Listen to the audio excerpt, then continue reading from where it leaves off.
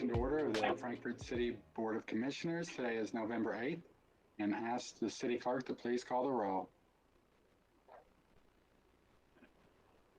Commissioner Thompson, Commissioner Waldridge, Present. Commissioner Thompson, Present. Commissioner May, Present. Commissioner Unger, Present. Mayor Wilkerson. Present. And we do have a quorum. And the first item on the agenda is citizens' comments. I do believe we have a few. If I could ask the city clerk to please be so kind to read those. And we do have several. First one is from Kathy Dennis. And Juniper Hill is one of the nicest facilities in central Kentucky where the public can play golf. The pro and staff are top-notch and care for the property. The love of the sport is shared with youth. The men's and women's leagues give back to the community, as well as a place to host important fundraising tournaments for many organizations. In a state that is unfortunately known for poor health practices, there are so many people out on the course every year building their strength through the sport. There is an 80-plus-year-old lady in my league that plays in both ladies' leagues each week. She has failing eyesight, but she gets out there and hits the ball better than many. We help her track her ball, and she hits it every week. What would she be doing with her time if she couldn't play the sport?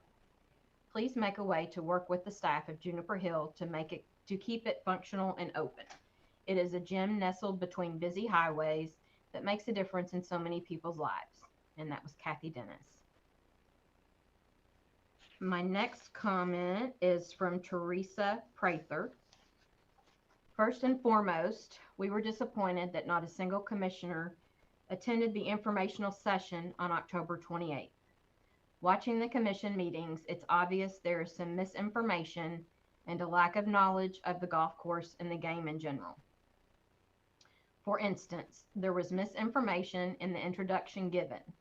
One of the biggest concerns we received is that non-season pass holder play is severely limited and business is turned away due to the large amount of season pass holders, especially annual cart leases each year at the course. Carts are being used by season pass holders, and then a very limited supply are available for walk-in or tee time non-pass holders, hence being turned away. This is simply not true. There may have been some issues during 2020 because of COVID guidelines, because players were riding by themselves in a cart, but as more and more people get vaccinated, this issue is slowly being resolved. On November 25th, 2019, the city voted to keep the rates for 2020, those same rates for the 2020 golf season, due to area golf courses offering discounted daily green fee specials, as well as season pass specials for individual and family members. It also stated that season passes and daily greens fees rates were increased approximately 6% for the 2019 golf season. This is from a special city council meeting on November 23rd, 2020. The purpose of this agenda item is to seek commission approval for the 2020 season rates at Juniper Hill Golf Course. Obviously, 2020 has been an unusual year. We were informed that the weekend and holiday rate difference was never implemented, which included $35 for 18-hole weekend and holidays and a $33 rate for weekend play. I would assume the $15 cart fee would stay the same. It was also stated that the golf course was starting to recover from COVID with new golfers and outings. Sean stated revenues were up a little from last year at this time. Additionally, the cart fee was not listed in the fee schedule of the 2022 handout. Please keep in mind that Juniper Hill Golf Course offers no course amenities, including a driving range, and the golf course is smaller than most 18-hole golf courses in central Kentucky. Based on the public meeting on 10/28/21, here are some of the suggestions given. Number 1, carts are sold per seat. If someone wants to ride and play solo, then they must pay an additional fee. Number 2, tee times. If there are only 2 people who sign up for a tee time, they may get paired with 1 or 2 others to complete the foursome. This will help in the availability of play. Number 3, offer online tee time registration with a 24-hour cancellation option. Number 4, charge more for weekend rates. Number 5, buy golf course supplies, grass, seed, chemicals, etc., in bulk with other golf courses to save money. Number 6, offer family outings to help engage and grow the game of golf. Number 7, work with local bed and breakfast to offer stay and play. Number 8, work with the bourbon industry and others to be included in their local attractions with their information. Number 9, open the upstairs of the pro shop, relocate employees, and make it a small gathering venue. Number 10, once all golf carts have new batteries, there should be no issues regarding the cart supply. Number 11, the city should seriously consider a PIO to help promote our golf course and city. I say this to help our golf course stay open, but I also know that it may limit my playing time if more people want to play. It's a two-edged sword. We know that you have difficult decisions to make, but you also need to know of the fine golf family at Juniper. And again, that was Teresa Prather. The next one is regarding Juniper Hills as well. And this one is from Donna McNeil. I attended the informational meeting at Juniper Hill Golf Course and was extremely disappointed that not one of the commissioners attended to hear the civil conversation, questions, and concerns expressed by those present. I watched last month's City Commission meeting. It was clear that those present were not familiar with golf course operations and procedures or the game of golf in general. Additionally, the commission was presented with information based on COVID protocols during the pandemic that are not practiced during the normal golfing season. Specifically, the following was discussed and is included in the introduction of the proposed rates. One of the biggest concerns we receive is that non-season pass holder play is severely limited and business is turned away due to the large amount of season pass holders, especially annual cart leases each year at the course. Carts are being used by season pass holders and then a very limited supply are available for walk-in or tee time non-pass holders, hence being turned away. This statement is a perceived issue and is not true during normal operations. During COVID, individual players were not allowed to use a cart without riding with another player, and tee times were adjusted to be every 15 minutes apart instead of the standard 10 minutes. This adjustment was intended to have carts per tee time to allow players to compete an 18-hole round and be available for tee times approximately 4.5 hours later. As more players have been vaccinated, the tee times have returned to 10 minutes apart, and the 65 carts, once batteries have been replaced, will adequately cover the allotted tee times. The rates for 2020 were passed during the November 25th, 2019 City Commission meeting to keep the rates the same rates for the 2020 golf season due to area golf courses offering discounted daily green fee specials as well as season pass specials for individual and family members. It also stated that season passes and daily greens fee rates were increased approximately 6% for the 2019 golf season. The 2021 rates were voted upon on November 23rd, 2020 to remain the same except to raise the 18-hole golf cart fees by $1 to $15. The rate structure is on the Juniper Hill Golf Course website. As confirmed with the Pro Shot, the weekend rate difference was not implemented because of COVID hitting in the spring of 2020. We were also informed during the meeting on October 28th that the golf course was starting to recover from COVID with new golfers and outings. The director stated that revenues were up a little from this time last year.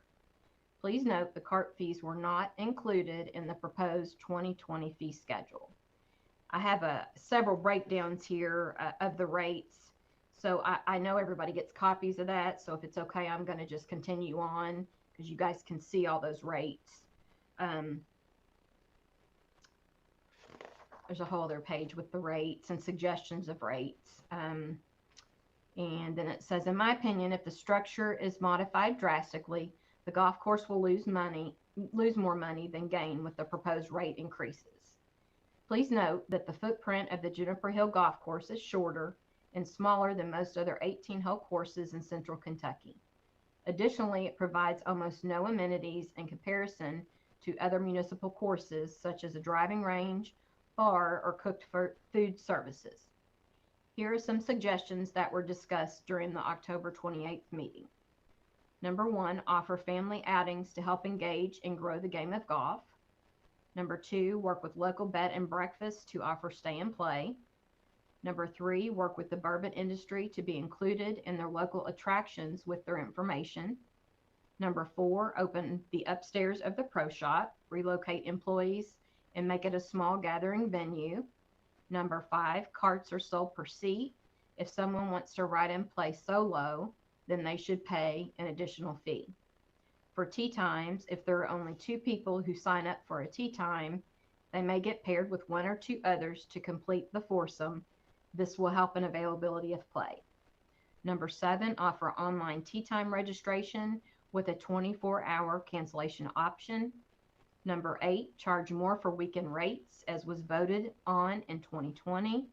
Number 9, buy golf course supplies, grass seed, chemicals, etc. in bulk with other golf courses in central Kentucky to save money. Number 10, once all golf carts have new batteries, there should be no issues regarding cart supply. And number 11, the city should seriously consider a public information spokesperson to help promote our golf course and city. You should know a little of the history of the clubhouse at the golf course. Shinley Distillery, I apologize if I said that incorrectly, formerly Stag, an ancient age, and now Buffalo Trace, donated the material for the clubhouse, and the Juniper Hill Golf Association donated the labor to build the building by charter members of the association. Since then, the association has made several improvements to the course at no cost to the city. They have purchased a fairway mower for $5,000, purchased material for $11,000, and provided labor to build the pavilion. Paid for the building for the restroom between the 12th and 14th hole, $6,000. Paid for the sand traps to be rebuilt on holes 6, 7, and 9, $5,000, which a few of those have been relocated since. Paid for and built the scoreboard behind number 9 green, $5,500. New carpet in the pro shop, hallway, and back room, $6,000. Renovated the men and women's restrooms with all new plumbing and donated labor. When the pro shop was renovated, several members of the association donated countless hours of labor. The association donated money to rebuild number 2 green, $5,000. Through the years, the association has donated to the girls and boys high school golf teams. The Juniper Hills Ladies Golf Club has painted their ladies' restroom and supplied the furniture to make it nicer for guests. The Juniper Hills Ladies Golf Club also purchased 50 chairs for the back meeting room, tee markers, and paid half for the outdoor patio furniture, splitting the cost with the Men's Association. The Juniper Hills Ladies Golf Club has also donated to the girls and boys high school golf teams. And that was thank you. Donna McNeil says thank you. The last comment that I have is from Shannon Griffith, and it says approve the permit for the Veterans Day Parade. And that's all I have. Thank you to our city clerk for reading all those comments. And we do appreciate all the citizens' comments and your suggestions, particularly for Juniper Hill and the background on other expenses. We'll take it all into consideration. Commissioner Watridge?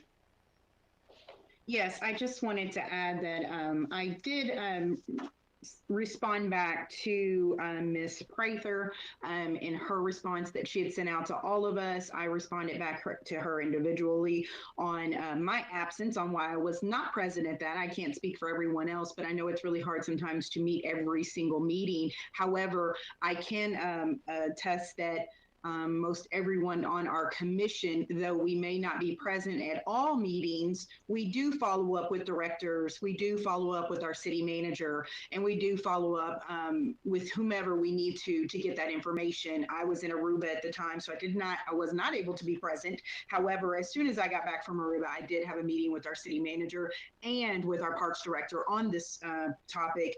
And I'm pretty sure Sean is probably tired of hearing of me because I do try to talk to him probably once a week because parks and everything is very close to my heart. And so I just want our community to know that yes, we are a commission of 5, and we do try to get to all meetings so we can see what is going on and what our residents are speaking of and what their issues are so we can help them. But I appreciate her email. I did respond back to her, but I just wanted to know that our commission does try its best to get to all meetings, and if not, we do follow up with those directors. So I know I'm speaking on behalf of the commission as a whole, but I've seen people have meetings and follow up because we really do care what's going on for our committee, for all of our community and their issues. So I just wanted to make clarity on that particular thing, Mayor. Thank you. Any other discussion on citizens' comments before we move on to the staff reports? All right. I had one other comment, I'm sorry. And also about the very last comment, I believe that was made in regards to the Veterans Parade. I think it was the Veterans Parade, PARD. I'm not sure what the BCE was at the end of that particular comment, so I can't speak on that. But what I did want to share is that, and I don't want to speak for the board, but I'm pretty sure I speak on behalf of the boards, we are huge supporters of our veterans. We appreciate their service. We appreciate their families. We are honored to have those individuals in our community. We are honored to have our National Guard Boone Center right here in Frankfort. And, for me, I appreciate anyone and everyone that's a veteran that has served our country.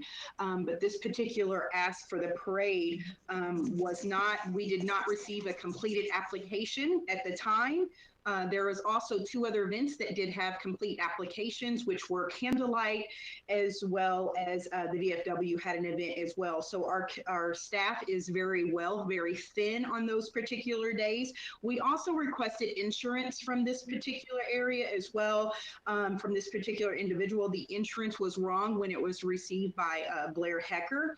At this time, there was still no payment for the fee that should have been for this particular parade, as well as they were discussing to try to change the route at the last minute. As of Friday, it was difficult for our staff to be able to work to have this be a safe event, and for Chief Adams and other staff to have people here to make this a successful and safe event due to already having an event with the VFW and Candlelight. However, I think moving forward for 2022, Mayor, and further, that maybe we should work with this group, work with the VFW on entertaining that, to have a veterans parade at times, but to have it out to where we can get it organized, get it fit in, and have all of those things in order as they should for our staff purpose and staffing, as well as our community to have an understanding of what was going on. So I do want to just commend our veterans and appreciate them for their service as well as their families.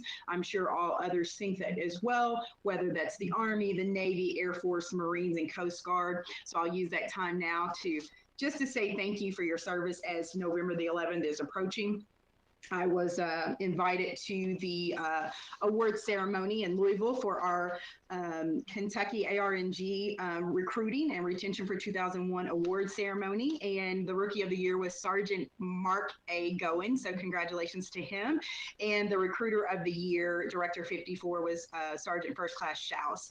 And so we had many to name, 2001 mission makers who is out recruiting different people in the military field every single day. It was an honor to join them in Louisville. It was an honor to get to meet them, and just thank you for your service. Thank you, Commissioner Waldridge. We still have citizens' comments, so yes, City Manager. I just wanted to add that actually we had a review of all of our events. This was a new permitting process. We're actually ahead of the game. We're going to do a workshop in December for folks, and we're reaching out to people in January. So we're on track to reach out to folks early, and we did offer that to Mrs. Griffith that we'd be happy to meet with her early part of the year to plan the event. Thank you. Awesome. Thank you.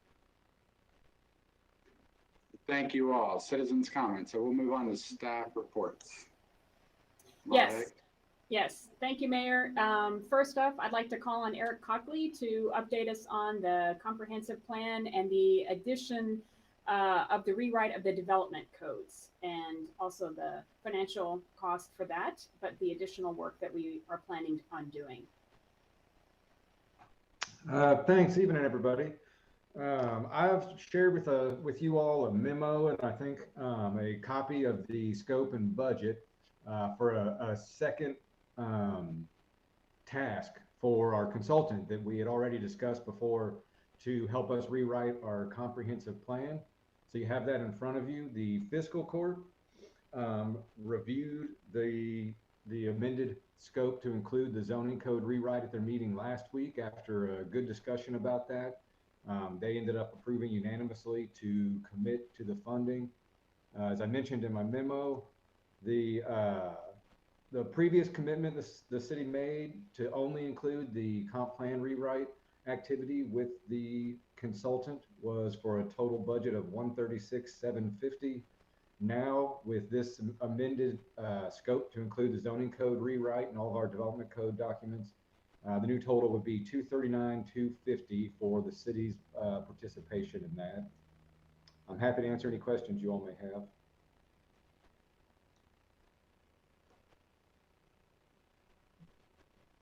Thank you, Eric. I'll just add one quick thing is that this will require a budget amendment, but the cost of these two activities will, come over 2 fiscal years. So it won't all be in the 2022 fiscal year, but also go into 2023.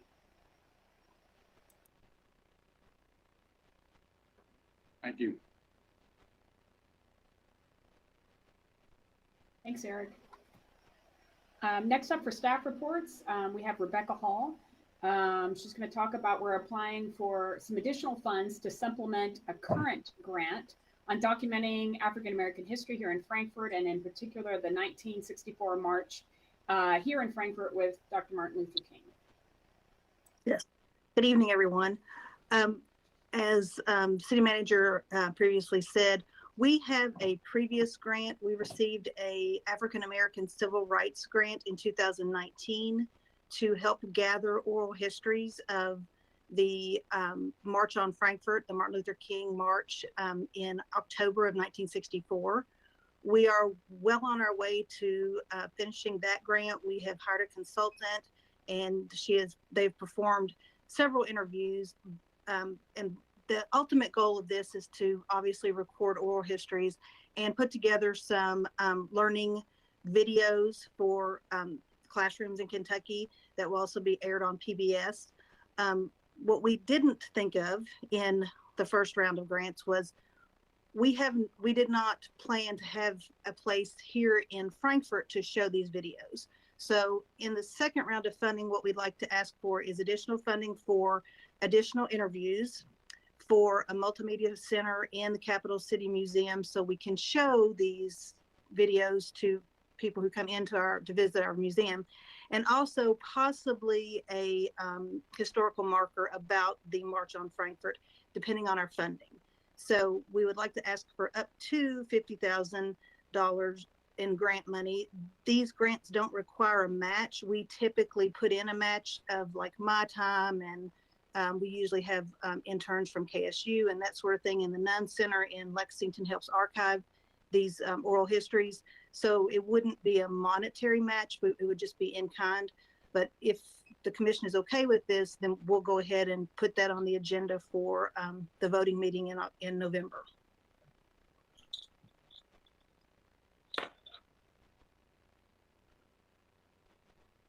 Sounds good. Great, thank you, Rebecca. Last up for staff reports, Sean Pickens, the first of 2 appearances tonight, wants to update you all on an RFP we will issue to about constructing new bathrooms at Dolly Graham Park, and also with the option of potentially new shelter. We met with many of you all individually a few weeks ago and had some one-on-one conversations to talk to you, to give you a little bit more information about this. And Sean's ready to present. Thanks, Sean. Yes, thank you, City Manager. Yeah, before I get to Dolly Graham, just wanted to give a real quick update on the Thoroughbred Trail. The railing is being installed as we speak. Yay! And signage as well. So the last pieces to that trail being ready to go. So they started on it today. I expect they should have it completed this week. Hopefully we've got enough nice weather here. Hopefully that'll be completed. We'll get all the final signage. And today in our staff meeting, we were discussing a date for a ribbon cutting. So that's still to be determined. We'll kind of figure out, we're up against candlelight and up against Thanksgiving here. So, and we've got several people and organizations that have helped with that trail since the get-go. So we want to give people plenty of notice and try to find the best day for that. So that's in the works, and we'll keep you updated on a ribbon cutting and when that's ready to go. Dolly Graham, the restroom and shelter, get to that in just a minute. But our basketball courts, they are almost completed their renovation. I don't know if you've had a chance to drive down there yet. If you got a few minutes, just take a quick drive down through there and check out the freshly repainted and relined basketball courts. They look very nice. It's going to be lined for basketball, but it's also going to be lined for pickleball and youth tennis. Which pickleball is a fast-growing sport. Then also futsal will be able to be played on that basketball court as well. Futsal is basically a miniature version of soccer. So that court is now suitable for 4 different sports, and actually might be able to get a 5th out of it because we might be able to do badminton on there as well, because pickleball courts and badminton courts are very close. The lines are a little bit different. So we've got multiple things there for those courts. So we're excited about that. And to the RFP for the restroom and the shelter. I think we met with most of you all about this. We've had a conversation. I have a draft RFP in the works. Once I kind of have that draft completed, typically we always send that to Ms. Ross so she can review that and take her red pen to it and get it legally correct and get it right. What our plan is for that is it's just an RFP. It's not necessarily, it's to get ideas, it's to get some engineering and some design plans, some suggestions out there. So groups, so we can get some proposals on what's possible. They may come in and say, trying to build a bathroom and a shelter, with the space we have down there, they may say it may be difficult. We've been talking about, trying to keep the sight lines open. Commissioner Unger had mentioned that in our meeting down there, and it is a good idea. Keeping the sight lines from the playground to the splash pad, keeping them open. So if you have a huge building right between the two, you can't see and you got to go around. So there'll be some design challenges to that. The old shelter that's currently there, that's also going to be a challenge. That will take some work to either potentially renovate or to tear down and build new. So there's just a lot of moving pieces there. And of course, with anything these days, everything is going to be expensive. So we're going to draft this RFP to get professional designers and architects on it, and give us some ideas of what it might look like, give us some conceptual drawings, give us some price estimates, give us some timelines, and try to lay out all the issues that we're going to be facing with that. So then we have some good concrete, stuff to bring you, hopefully in the near future, to decide kind of the best way moving forward with that. So I'd be happy to take any questions you might have.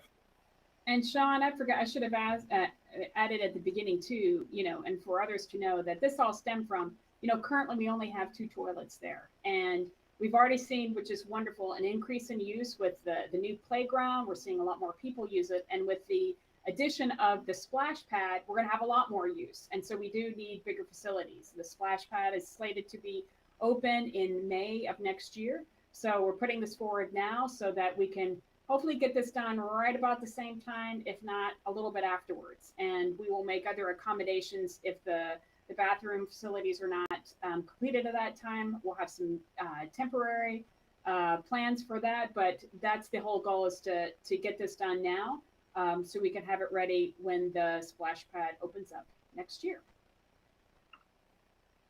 Yeah, it's something to add to your comment, Ms. Haig, is where the shelter, the way that it's made now, the shelter, if the shelter's rented, I think I spoke to a lot of you about this. If the shelter's rented, you know, that's kind of a private space under there for whoever's renting it. So people, kids, adults are at the splash pad and the playground.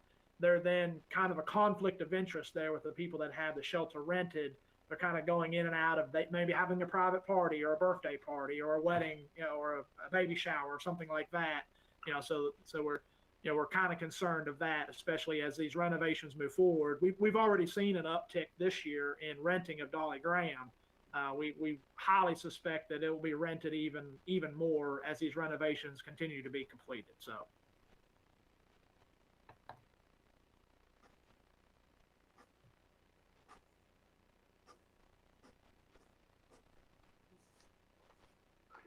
All right, is that all for staff reports? Any other questions for Mr. Pickens?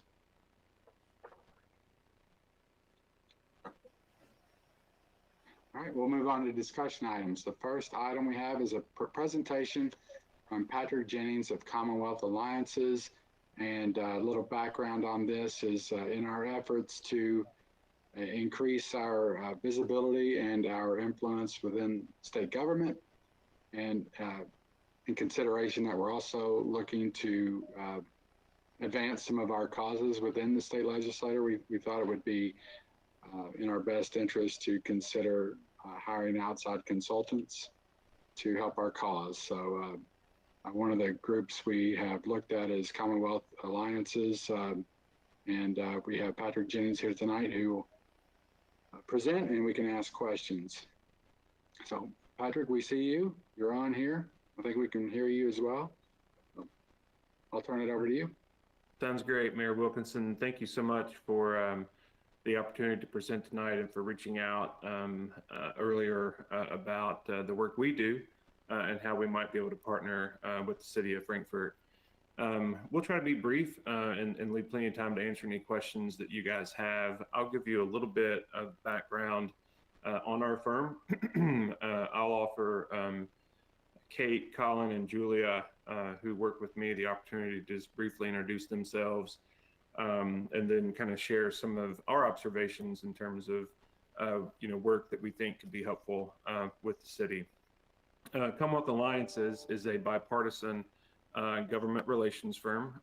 We're based in Frankfort. For the last several years, we've actually rented office space on 3rd and Shelby Street, but have recently moved downtown. We'll be moving into the Owsley home, the building that is currently occupied by Dinsmore and Show. We look forward to getting into that space. We work with some of your all's employers in the city. We represent Sazerac, which owns Buffalo Trace Distillery, and do a lot of work with them. We also have work in the past with other cities. We've represented previously the city of Corbin. We've also represented the Paducah Area Economic Development Authority, which partners with the city, helping those cities achieve some of their goals as well. As we mentioned, we are bipartisan. Each of us has worked in politics. This upcoming session of the General Assembly will be my 22nd session that I will have worked. Prior to working as a lobbyist, I managed the government affairs program for the Kentucky Farm Bureau. And then prior to that, worked for Senator Mitch McConnell in his DC office, and Congressman Ed Whitfield. I'll next turn it to Kate, and she can tell you a little bit about herself. Thanks, Patrick, and thanks to everybody for giving us this time tonight.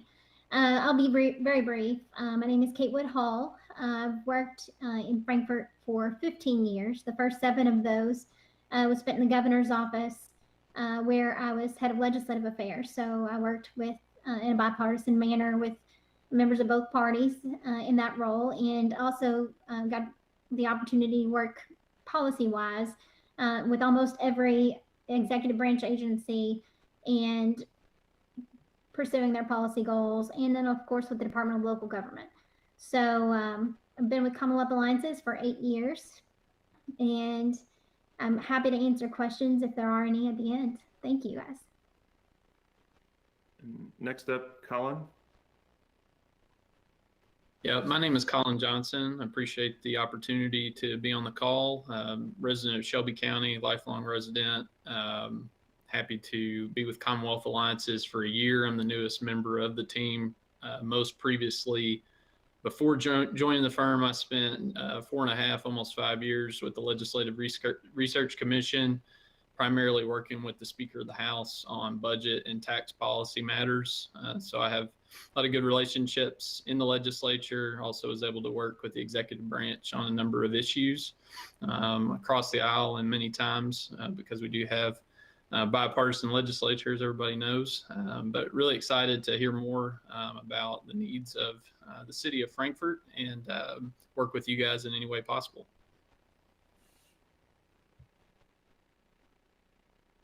Hey, Julia Krigler here. Appreciate the opportunity to present to you all today. My background is in campaign and elections, but this will be my 10th legislative session, my 5th working with Commonwealth Alliances. Previously in contract lobbying, I worked at the state and local levels on education policy, in addition to labor policy and occupational licensing. So have some experience working at the city and county level as well. I'm a native Oldham Countyan, and look forward to hearing more from you all about the kind of needs you all have. Mayor and City Commissioners, one of the things that we've talked about, Frankfort obviously is unique in that other cities hire a government relations firm in many cases because they don't have a proximity to state government. And so the city of Paducah, the city of Louisville, the city of Bowling Green, city of Pikeville, or other cities who also engage with government affairs firms representing their interests before the state legislature and the executive branch. Obviously, Frankfort's unique because you're the home to the state legislature and the executive branch. One of the things that has been sort of unique, I would say, in my 22 years lobbying the General Assembly is just the sheer amount of turnover that we've had in our state legislature. In the House right now, over half of the members of the House have not served more really than 4 years. And the Senate's not too far behind them. What we see is there's a lot of new members of the Kentucky General Assembly who spend, as you guys know, upwards of 3 to 4 months living in Frankfort, visiting Frankfort, often, spending 2 to 3 days a week, for interim committee meetings and things like that. But because they're so new, they may not have the connection to the city. They're often thinking about their needs of their cities back home, and aren't thinking as much about the needs of the city that they spend so much time in. You'll have good folks representing you in Frankfort. One of the things that we would be happy to do is work with your representatives and senators and each of you to gain a better understanding of the needs of the city, but helping make that connection for you all with our state legislature, making sure that relationship is strong such that when our legislature is writing their budgets, both whether it's their transportation budget, the general fund budget, which they'll be doing in the upcoming session, that they understand the needs of the city as well. Also how the needs of you all can also be beneficial to some of your employees and to the constituents that each of you serve. So I think more than anything, it's the massive amount of turnover in the legislature and the new faces that could probably really use a good introduction to the needs of your city, the leadership of your city, and we feel like we can be helpful with that. Mayor, I'm happy to kind of stop there and answer any questions that you guys may have of each of us or about our firm. Thank you, Patrick, and the rest. And Commissioner Thompson, I'll let you ask first. I have the Patrick. Thank you, Mr. Jennings. Thank you for the presentation, and to your staff and cohorts for being here. It means a lot to be able to put faces with names as opposed to simply having an amoeba-like organization out there that may or may not have a face that we see. So it's good to have that. I look forward to sitting down and talking with you and your staff about some things that we think are necessary. In the methods by which you would contract with the city, without getting too much into the weeds there, is there an hourly rate that you normally charge? And you do not have to tell me that. I'm just wondering what the determination was with regard to how we would move forward on a monthly and then annual basis. Sure, Commissioner Thompson. We typically work off of a flat monthly fee rather than an hourly fee. You know, there's multiple reasons for that. We found with clients that trying to calculate hourly services in government affairs, particularly when the legislature is in session and each of us tend to be in the Capitol Annex or the Capitol from 8 till 10 p.m., 8 a.m. to 10 p.m., that it gets harder to quantify that both for both the client and for us too. And so we tend to operate on a flat monthly fee. Great, thank you. And with relation to what you were discussing with the, you guys are normally in the annex and the Capitol when session is going on, and I would expect nothing less. Do you all have methods of, do we have direct line communication, or will we be needing to call a generalized number to be able to get a hold of somebody if something pops up, or if there is a hearing or something that we need to be aware of? What's a normal way of communication with a group such as ourselves? Sure. We typically have a direct line of communication with our clients. Our clients have each of our, to be honest, we mostly operate off of our cell phones just because we're not as stationary in our office with, traveling around and being, in the Capitol and the Annex. In addition to having just sort of standard regular communication, we have clients that prefer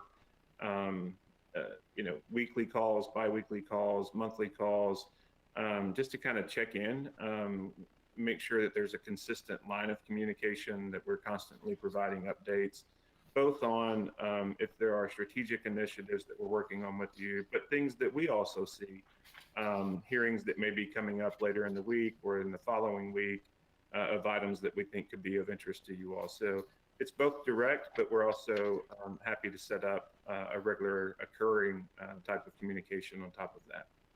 And one last question, you did provide us with a list of clients. I think that's great. It really helps us see the broad manner in which you all work. If there were any particular of these organizations that we wanted to talk to about due diligence, if you will, in a vetting process, are you okay with providing contact information to someone that is familiar with your lobbying arrangement with the company? Certainly, we'd be happy to do that. If there's any particular clients there that you would like to reach out to, or let us know, and we'd be happy to put you in touch with the different folks that we report to within our clients. Perfect. Thank you, Mr. Jennings, and thank you for the presentation and talking to us tonight. Thank you.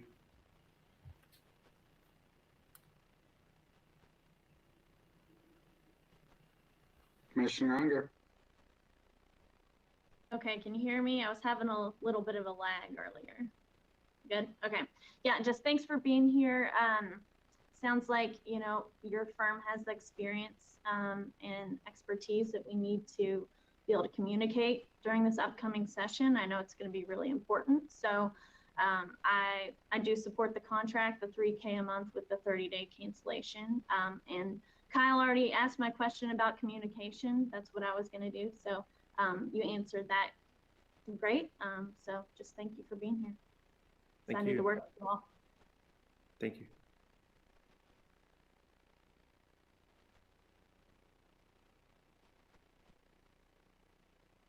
Commissioner Waldridge. Thank you so much, Mr. Jennings, and to your staff for joining us tonight. I appreciate that. I do support having a relationship and a lobbying relationship with our state capitol and our leaders. You know, so much so, I just want that, you know, that we look at this $3,000 a month, that we are not duplicating services that we already have things for. I've always been supportive of having these relationships. I've pushed forward in it. I think empowering our staff, empowering our board, our commissioners to also have definitely some play into this is great. I appreciate your stance on communication because I know that our staff, our board, I'll speak on them, is that we love communication. We love being a part of it, knowing what's going on at all times and being able to have that communication. So thank you for that. But I guess on our side of the board is, you know, it's another expense. I think it could be a great expense, but I just want to make sure that we're not overlapping once again services that we have through other employees. I know when we hired Penny Peevler, you know, some of that from my knowledge was going to be pushing some of these things forward as well. And so, you know, with that, now we're hiring another group that's coming in to take care of it, which this is their focal. I love their bipartisan.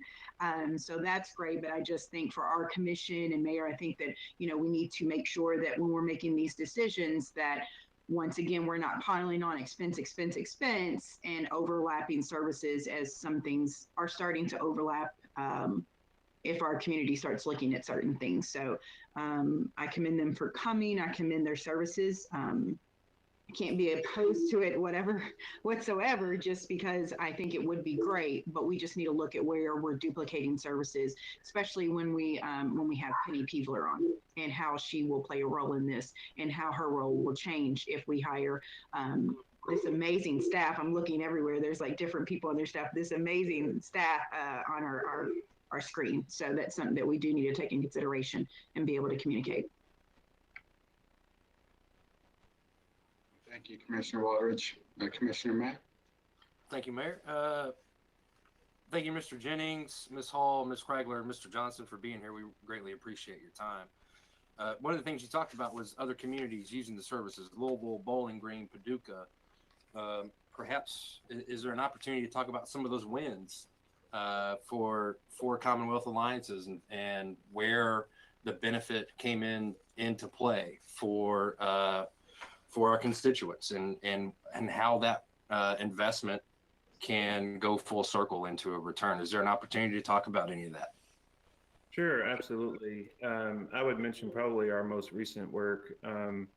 We, in the most recent session that we just came out of in April of this year, we worked with the city of Corbin.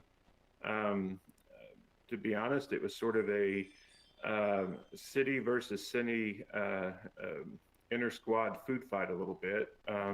The city of Corbin and the city of London were in disagreement over some property annexation. It had to do specifically with the North Corbin area.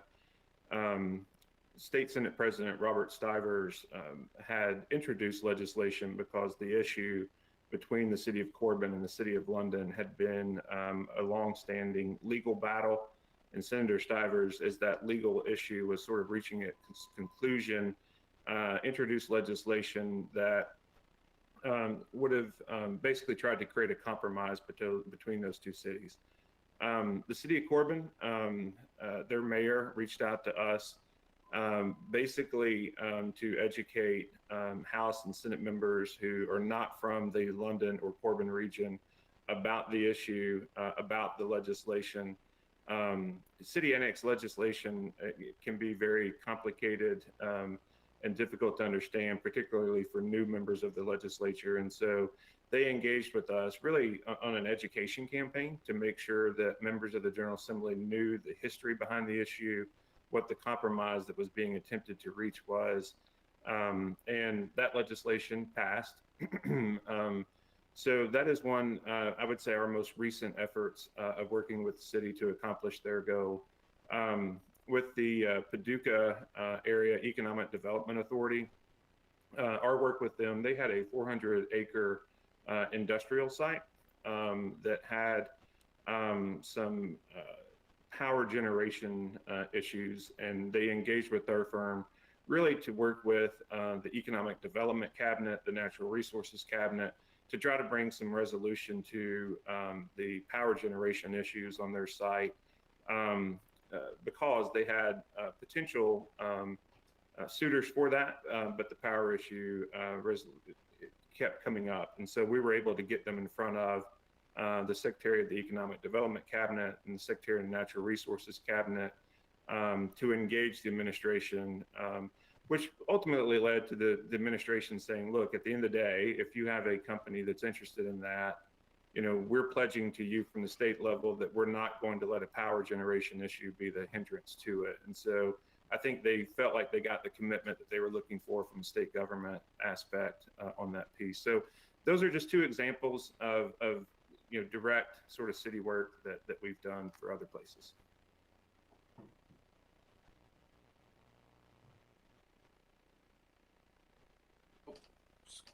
Thank you, sir. Appreciate your time. Thank you.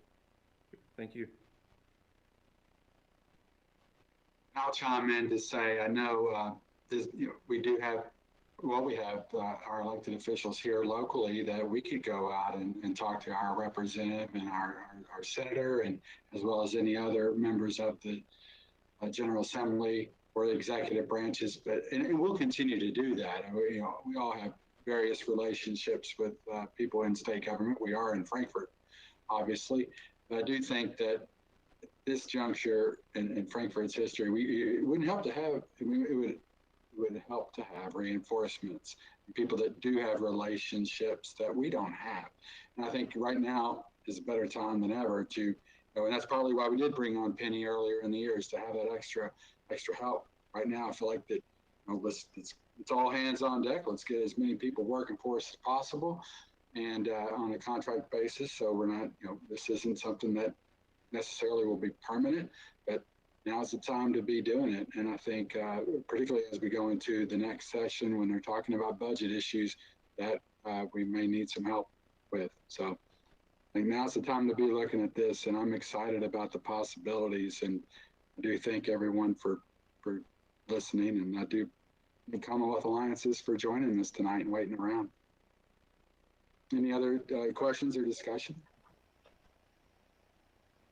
Yes, Mayor, not hearing any other questions or discussion, would the Board of Commissioners be ready to ask staff to prepare a contract for the November 22nd voting meeting? I see. I believe so. Is there any other questions? Okay, great. Thank you. All right, thank you all so much. Thank you, Mayor. Thank you, City Commissioners. Okay. Bye-bye. I'll see you soon. Sounds great.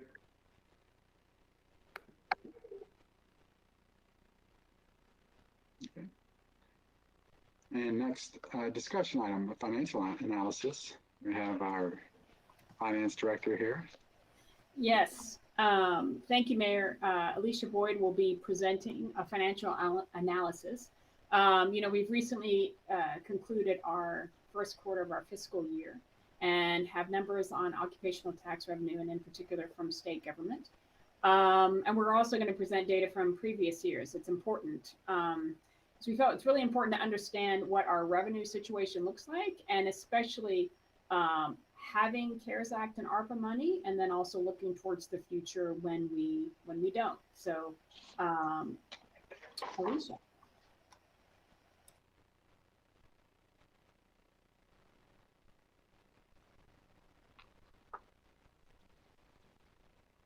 My apologies. Can everyone hear me?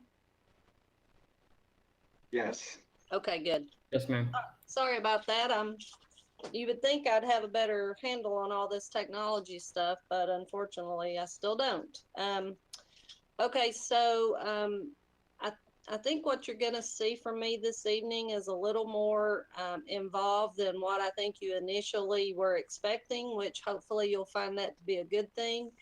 And so please feel free to stop me at any time if you have any questions, or you can reach out to me after the presentation as well. I'm happy to answer. And if there's any question that you have that I'm unable to answer tonight, because as I've told Laura, my brain can only hold so much data and so much information, I'll be happy to research that, and then I can push that information out to the entire commission through an email. So if there's any questions that are still unanswered at the end, I'll do that if that's okay with everyone. If you guys have any questions, and I'm going to try to do this. Let's see. Oh, it's not working. Well, oh, there we go. Well, I skipped one page, but I will say this before I start with this revenue comparison. I'm a firm believer in needing to know our history, as Laura said. It's true of the financial history as well. When I accepted this position as the finance director, one of the very first things I did was go back and look at the last two audits, because, you know, we can look at those and it can give us a good picture about how the city's doing in the past, where the city might be going toward the future. And so the next couple of slides, as you see, the first one's up here, it'll show you a comparison of revenues, expenditures, and excess, or sometimes lack thereof, of revenues over expenditures for general fund dating back to fiscal year 2019. So on this slide that's up now, as you can see, in fiscal year 2019, we had roughly $35.5 million in revenue. That jumped up to around $35.9 million in fiscal year 20, and then it went back down to $35.6 million in fiscal year 21. And the thing that I also want to tell you too is, I know I'm throwing these numbers at you, but what I'll be doing also in a couple of slides later is we'll get into some specifics for fiscal year 21, because that's very important when we discuss fiscal year 22 and 23. And also I'll have a slide that shows you a comparison of state and business occupational tax, as well as our net profit tax from fiscal year 2019 through fiscal year 21, because I know you were actually, you know, very interested in that particular information too. So what this type of information, this revenue comparison, the expenditure comparison coming up, and then along with that excess or deficit comparison is meant to do, is to provide the foundation for us to discuss what our unreserved fund balance is and why that's so important. And what I like to think of our unreserved fund balance is basically our carry forward each year from year to year to year, and that's built upon or taken from, depending on how the city's revenues and expenditures play out. Okay, the expenditure comparison, basically the same idea here, only it's on the expenditure side. I will have some specifics for you for fiscal year 21 in a couple of slides, but this particular expenditure comparison is also equally important for discussing our unreserved fund balance or carry forward. And as you can see, our expenditures have gradually increased over the years from year to year to year. And I'll give you a little bit of sticker shock toward the end, but I will also give you some good news toward the end as well. Hopefully everybody will come away with a little more information, and then maybe a lot more questions that I will be more than happy to answer as best I can. Okay, so what does all this mean to us?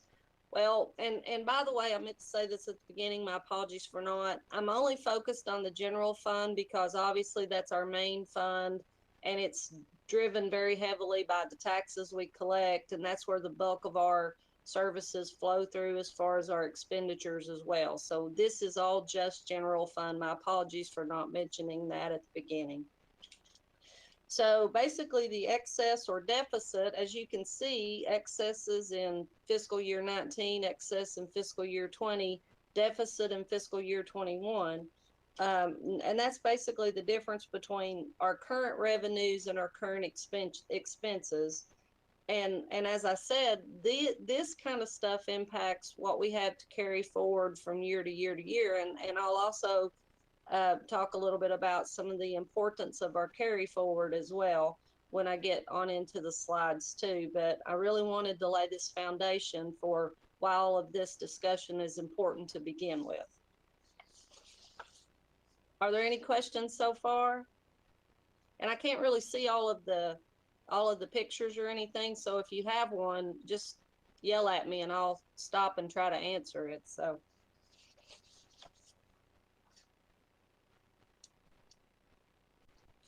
okay, so this is kind of what I've been building up to. So in fiscal year 2019, we had a $17.9 million fund balance, unreserved fund balance, meaning it wasn't really tied to anything in particular. So think of unreserved as anything that's not restricted or committed or assigned for some particular purpose. It's truly what we have that we can use on any host of different things from year to year to year. Of course, fiscal year 20, we went up to 18.1 million, and and I should also say too, fiscal year 19 and fiscal year 20, I got this information from our audits. Greg McClovick with Charles T. Mitchell will be doing an audit presentation for fiscal year 21. Most likely he's pushing hopefully to get it done in this month, but I know for a fact he'll have a presentation to you by the end of the calendar year. So you'll get some additional information on fiscal year 21 as part of the audit discussion as well. So, so estimate for fiscal year 21 goes down to 17.2 million in what we have to carry forward and use from year to year to year. So as you can see, each excess or deficit directly contributes to this number. And why is that important? So the way I like to think of it, and actually Commissioner Unger and the city manager made a good point. I met with them the other day, and this was a good way to think about it. If you consider it from a personal perspective, your personal viewpoint, your unreserved fund balance would be the savings that you might have to bridge the gap between your income and your expenses. So that's why it's important. We need that to bridge the gap in the lean years. As you can obviously see, we had a lean year last year, even though we did get some CARES money.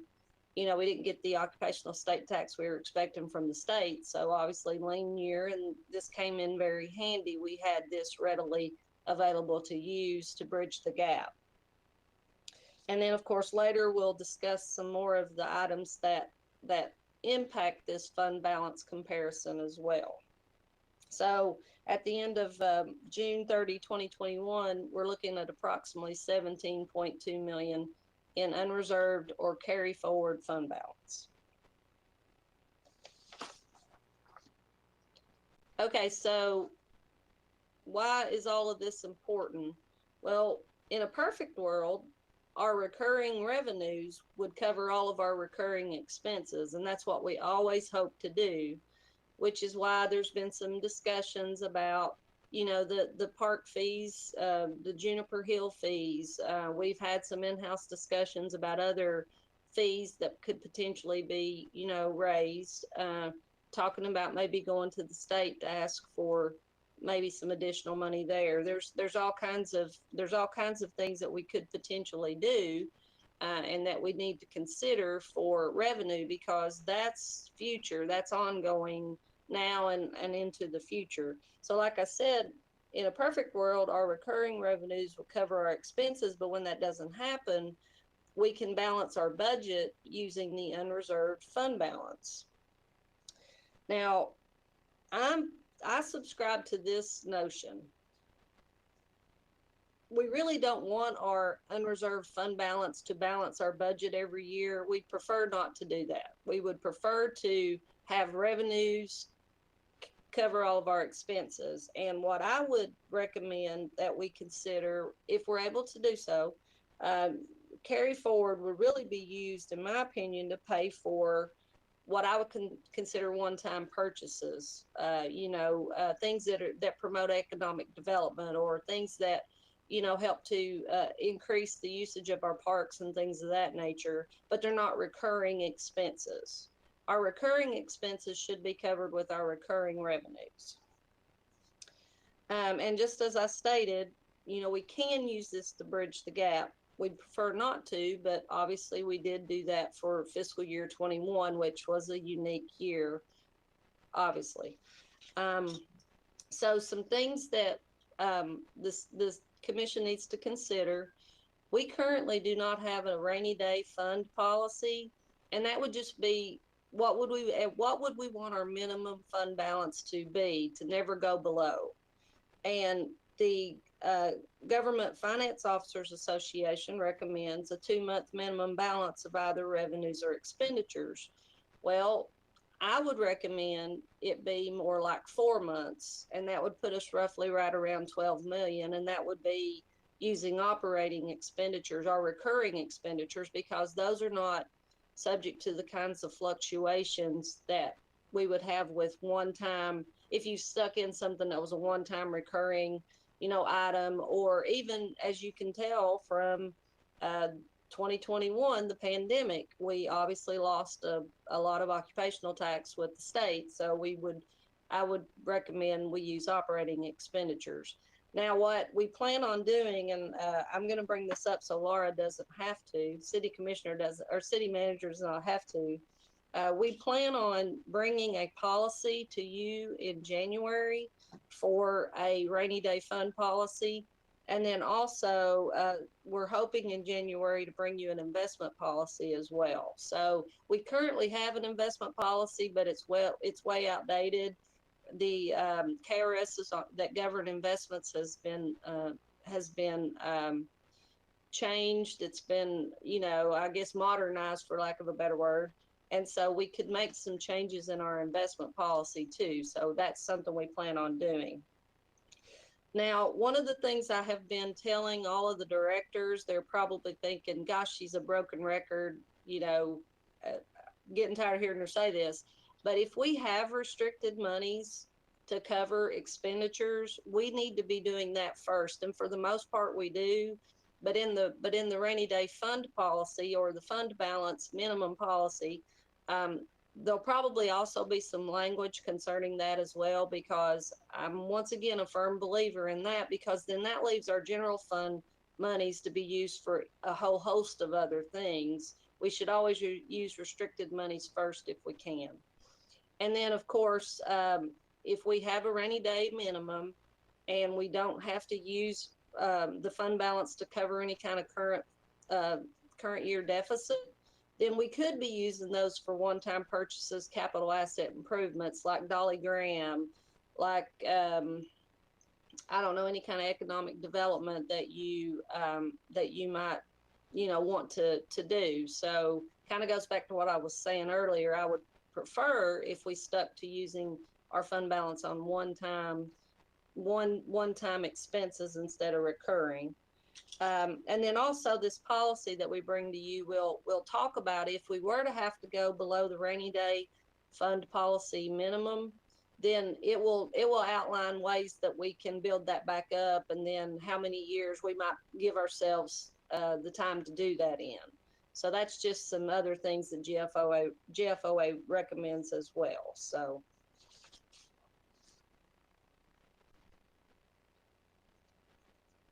Okay, so these next couple of slides are meant to give you an idea of what happened in fiscal year 21. And then we'll wrap up with what's going on currently. And then, of course, talk a little about some of the things that are on the horizon. And then at the end, if you want to ask any questions, or please feel free to stop me at any time. Like I said earlier, I'm happy to take any questions as well.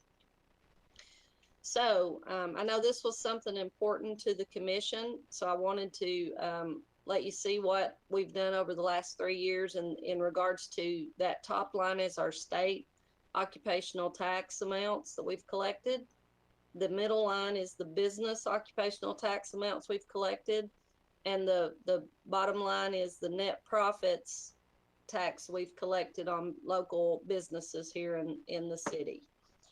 So I know what you're thinking. I thought the same thing. Wow, $3 million fiscal year 21 for net profits. Well, part of the reason that that number is higher than obviously the other 2 years is, if you'll recall, back in July 2020, everybody was able to file their tax returns. That would also be including the businesses that do business here in the city. So they had until July 2020 to file their 2019 tax returns. So that actually bumped that month is bumped into the fiscal year 21 year, because we're on a fiscal year July 1 through June 30 fiscal year. And then also, even though they had extra time for May 20, even though they had an extra month into May 2021, the 2020 tax return would also be reflected in fiscal year 21. So we in essence have 2 years potentially in tax returns that are sitting in that $3 million amount.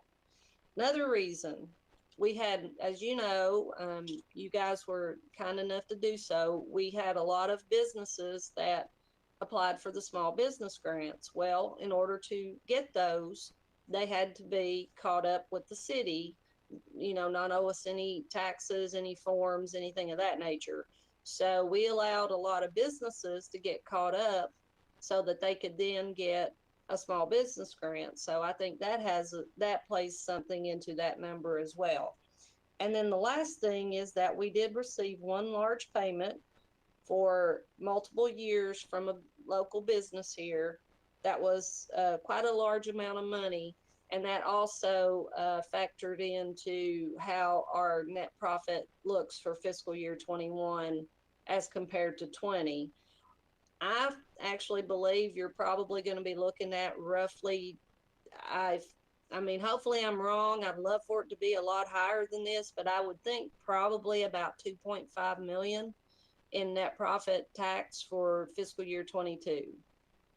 Just kind of looking at fiscal year 20 to 21 and law of averages.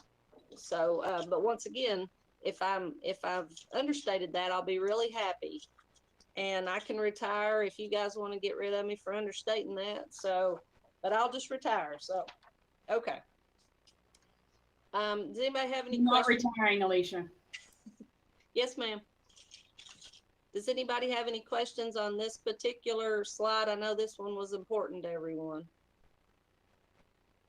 I do. I do, Alicia. Thank you, Mayor. I'm not so much worried about the 7.5 to the 7.75 and then down to the 4.8 as the only issue. I guess my question, I guess the thing that makes it interesting is that the business occupational tax, which is normally just a little bit bigger than what the state occupational tax was actually pretty consistent. It actually went up in fiscal year 20 and then remained consistent in fiscal year 21. And then of course the net profits taxes are, actually up. So the issue that I think may need to be explored, and I don't know if we have done that, simply because I've tried to figure out what the answer is here. And I thought the answer was, well, people were out of work, or people were working in different areas and things of that nature, but I'm not necessarily sure that's the whole story. And I know that there is litigation right now that's traveling through different courts dealing with the nexus of work product and where an occupational tax such as this would have to be paid. For example, if you work for the state of Kentucky, and you were allowed to work from home. And so for 3 days out of the week, you worked in your home in Lawrenceburg. Lawrenceburg doesn't have an occupational tax. So, the state is, we don't even know if the state's withholding the amount from that, and then not paying it because the location of said work that they say is in Lawrenceburg, and so there's the first issue. But then that leads to the second issue is it being paid to anybody? Is the state sitting on some money that was withheld, and is there an argument that we may jump on with regard to other class action situations for other large cities that this could affect? And the reason that I think that's interesting, and I really appreciate the fact, Alicia, that you laid this out the way that you did, because it would seem, in theory, that there would be an equal amount, or at least a reasonable amount of change with regard to the other taxes, business and net profits, and we didn't necessarily see that. So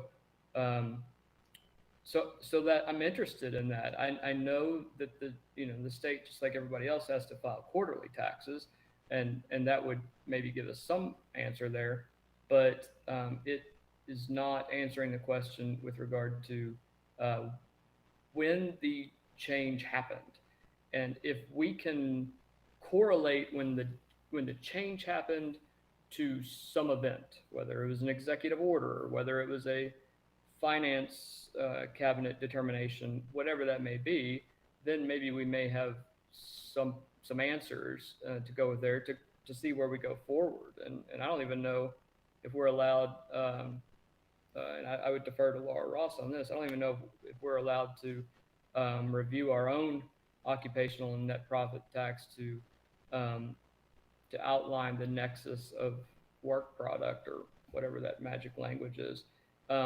But that's interesting. And Alicia, do you have any reasoning behind why you think, for fiscal year 20, because everybody went home in April of 20. Commissioner Thompson, Yes. I think I can answer your question about the decrease from fiscal year 20 to 21 for the state. Okay. So the first payment we received for fiscal year 21, quarterly payment from the state, was actually for April 1st through June 30. So you're exactly right. Everybody went home. So that very first payment we received for fiscal year 21, it was 3 months behind, of course. So we only got roughly around, if I'm trying to think now, you guys can't quote me on what's in my head, but I'm thinking roughly around 1.2 million. And the quarter before that, we received something like 2 million. And that was for January 1 through March 31. So that 4.8 million is roughly what we received in July of 2020, October 2020, February 2021, and then May 2021. So every bit of that 4.8 was when state workers, for the most part, were sent home. Now, I will tell you, based on what I used to have to do when I was with the county, with the state auditor's office, or saw some of our state auditors that worked out in the state that needed to do, they actually had to say which places they were working, and then that occupational tax, if it was collected in that particular location, was sent to that place. So I don't know for sure without asking the state. I haven't specifically asked this question, but I do know, and word gets around in Frankfort that a lot of these state workers are on a hybrid schedule. So I assume if they're in the office three days out of the week, we get 3 days worth of occupational tax if they don't already live here, and they're living in, say, Lawrenceburg, as you said. So I don't know if that helps you any or not, but it does. I think my at least my first reaction to that is that FY20 number should have had that March, April, May. No, that's the, thank you for asking that, and I should have pointed that out, but no, because we don't specifically know how much the state's going to send us every quarter. So this Right. is cash basis, which is perfectly fine in accounting principles to Yeah, yeah. show some things as a cash basis, which is what this is. So we record it when we receive it. So that very first payment we got in fiscal year 21 in July was actually the first 3 months of the pandemic, which is why that fiscal year 21 amount obviously is so much lower than fiscal year 20. Well, and I understand the cash basis, and I'm not trying to be hard-headed on this, but when they send it in, they don't designate what that represents, that number.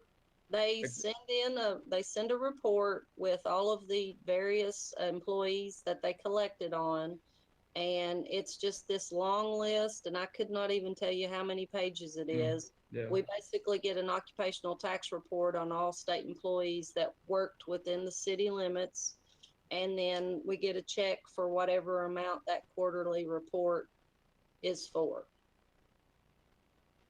But does it say this is for March 2020 to, or I guess April? Yes, yes. It'll say July 1 through March 31, for instance. Yes, it does. It tells us that, but it's always a month later. So yeah. Yeah, and I get the delay. I guess I'm just thinking there should have been at least a recognizable dip. Not a huge one, not down to, for businesses? Yeah, for everybody. Well, so I actually gave that a little thought as well. And I think a lot of businesses took advantage of the payroll protection plan, those low cost loans that were forgivable, and probably didn't lay their people off. I'm not, and maybe some of this is a rebound of they need to get people back to work, and salaries have gone up a little bit as well. I don't want to say your guess is as good as mine, but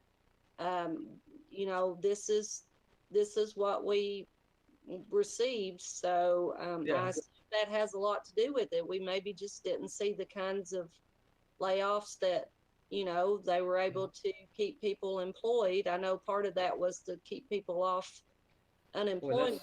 That would be hard to believe, though, with 400,000 unemployment applications that are still waiting to be responded to. But I mean, that's obviously all across the state, and right. You probably keep up with unemployment rates more than I do. So I'm not sure how the city and the county compared to other places, when people were being laid off or sent home or whatever. I don't really know. And I'll look into it a little bit more. And if I can come up with some other reasons for that, I'll be happy to shoot that out to the commission. Well, I think you're doing a great job, and I don't necessarily. It's up to everyone else if they want to task you with that, and City Manager Haig. I just wondered because I just did a just very broad review of some other locales around here, and they didn't have the same issue, and of course they have some state workers there, but they also didn't have a big increase, for state workers, whereas that would have been constant, but then they had people coming in back home to do that. So I'm not in any way calling out the state, but I'm just saying it doesn't make sense from just a snapshot picture here. And I don't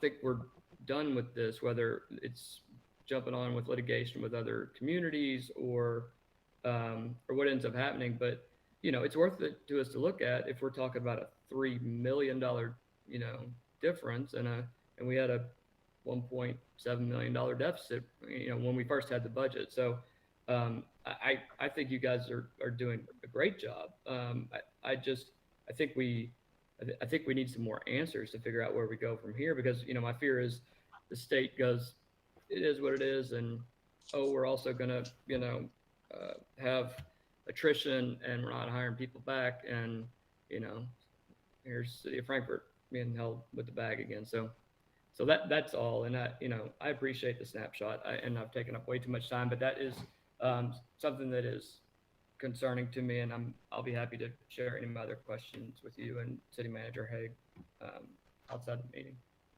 That's great. And then also, just to piggyback on what you were just saying, that's one of the reasons why the city, and I know the mayor, I've talked with the mayor and the other commissioners about this a little.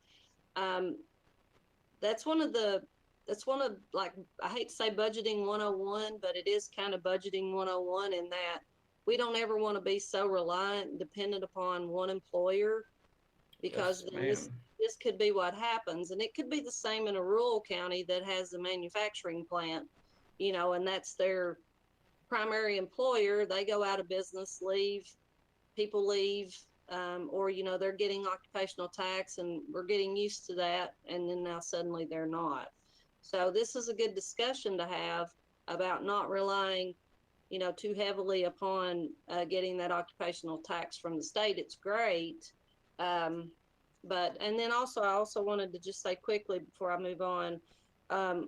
So when someone files, when someone gets their occupational tax sent in, an employee can actually file a return with us to ask for a refund back as well. So even if the state were collecting 5 days worth and sending it to us, those people could come back and ask for a refund.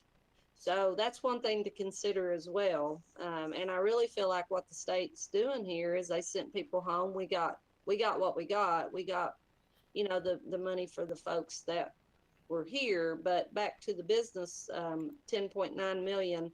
I'll look a little more into that, and if I can find any additional information for the commission, I'll be sure to let you know that. Commissioner Unger, do you have a question? I just want to make a comment once the presentation's over. Okay, we're still going, Alicia. Ms. Boyd, right?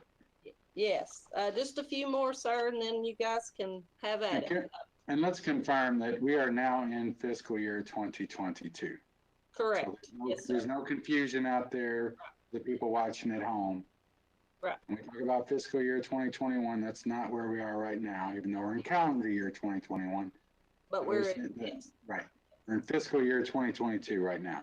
Yes, sir. Thank you for saying that. Yes, we're in fiscal year 2022. Okay, so fiscal year 21, as you guys all know, we received $2.5 million, and we used that to cover first responder salaries. So that obviously helped bridge that gap with our occupational tax we lost from the state.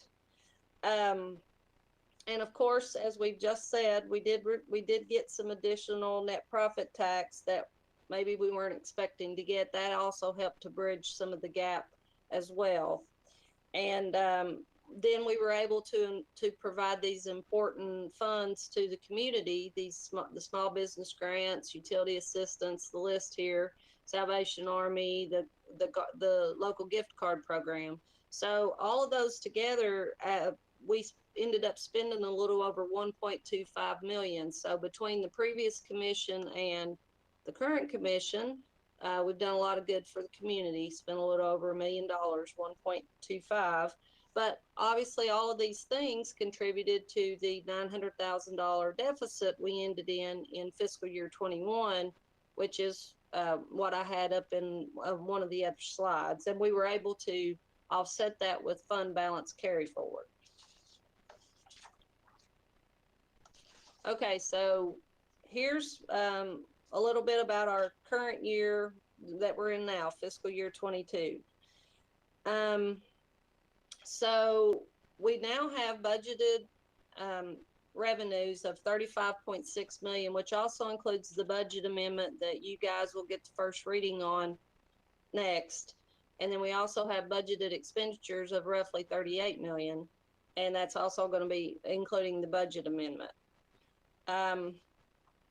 To date, we've gotten 13.9 million in, well, not to date through October, actual revenue. That does include $3.7 million in ARPA money, and we got a little bit more in CARES money as well. So we have 13.9 million, but 3.7 million of that is ARPA and CARES money.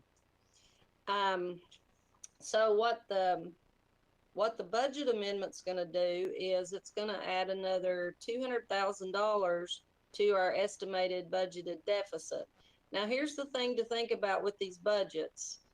It's just a plan. It doesn't, I mean, if I was psychic and knew exactly how much we were going to collect and exactly how much we were going to spend, I'd be rich and living in Aruba or the Cayman Islands or someplace like that. So obviously that's just our plan. That's, you know, our best estimates on what we're going to do throughout fiscal year 21. And I mean, we would be hurting without the ARPA money, the 3.5 million. And then, as I said, we got another 200,000 in CARES money. And then the other thing I wanted to point out to you all is that our last two occupational tax amounts received for July and the most recent one we received in October were 1.2 million and 1.3 million, a little over. And those are down 1.2 million compared to the same two quarters in fiscal year 20 pre-pandemic. So that's where this, you know, the state having everyone home, we're just not getting that kind of occupational tax as we've discussed. And I do believe that the 5.5 million that's been estimated for state occupational taxes for fiscal year 22 will come in right around that amount. I don't foresee it going up very much from what we actually have budgeted. But as I said, I did want to give you guys a little bit of a positive in all this discussion. I do think that our business occupational tax, our net profit tax, and then our insurance premium tax that have been budgeted for, the revenue estimates in the budget might be a little understated. So I'm hoping that those numbers come in better than what we have budgeted. So I'm hoping that that might be maybe another $1 million or so. So I do feel like those amounts might be a little underestimated, but it's just hard, you know, when you don't know how people are coming out of the pandemic and, you know, things of that nature, the businesses here locally. But that's my hope, is that those amounts come in higher than what we're estimated. And then the last, obviously, and very important things to consider. So those first three we've discussed at length. I know I included those in the budget discussions back in June. We have a $1 million donation that we've promised the Humane Society, 100,000 to the Women's Shelter, 2.5 to the Y.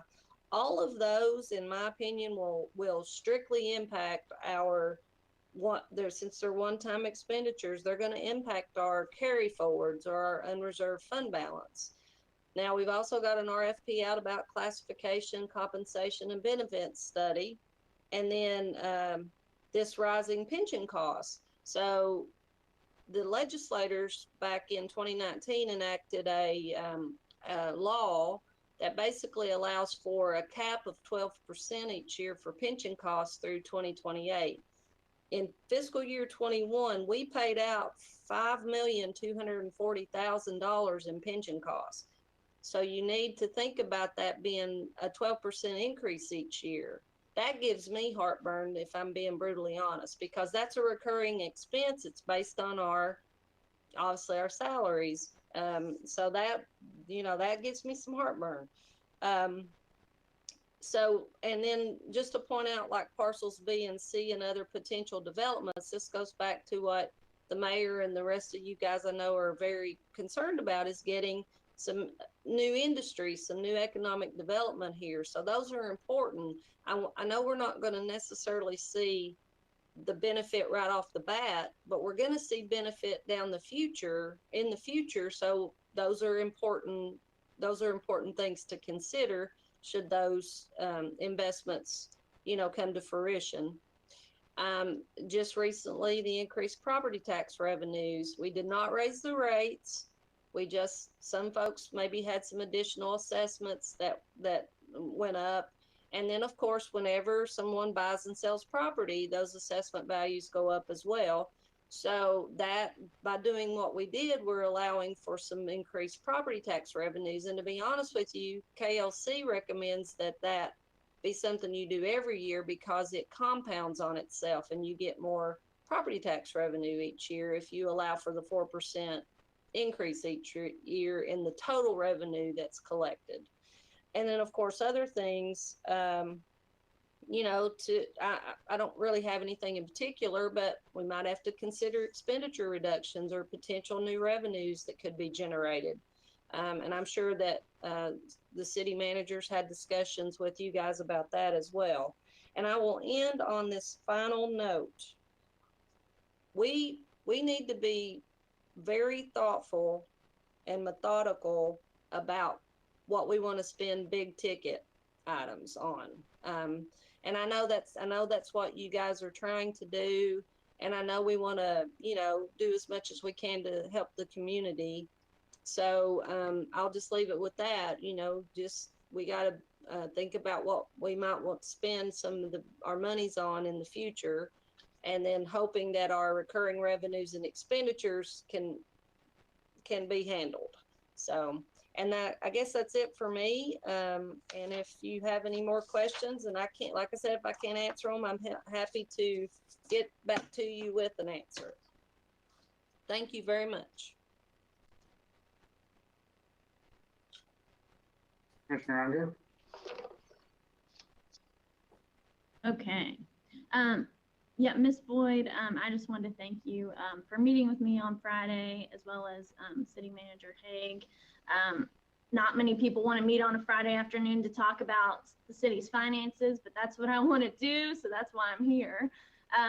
Just trying to soak up as much as I can because I know how important it is for our community moving forward.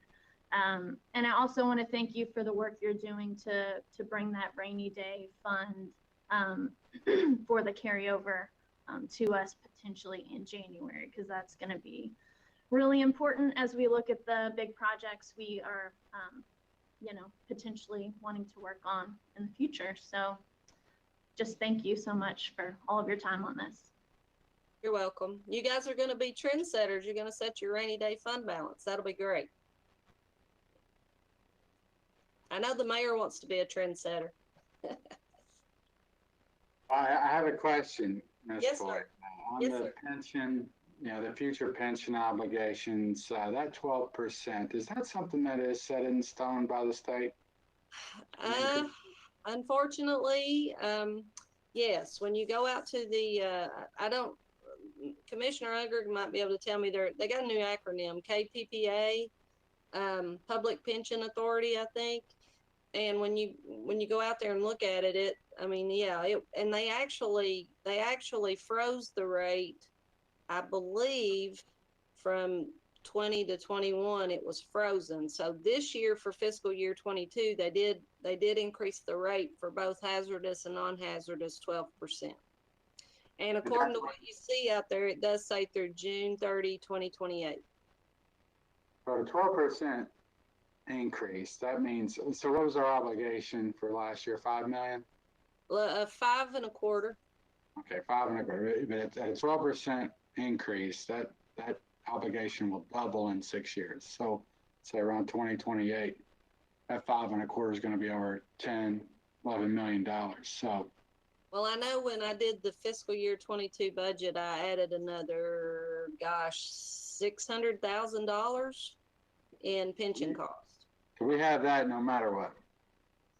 Yes.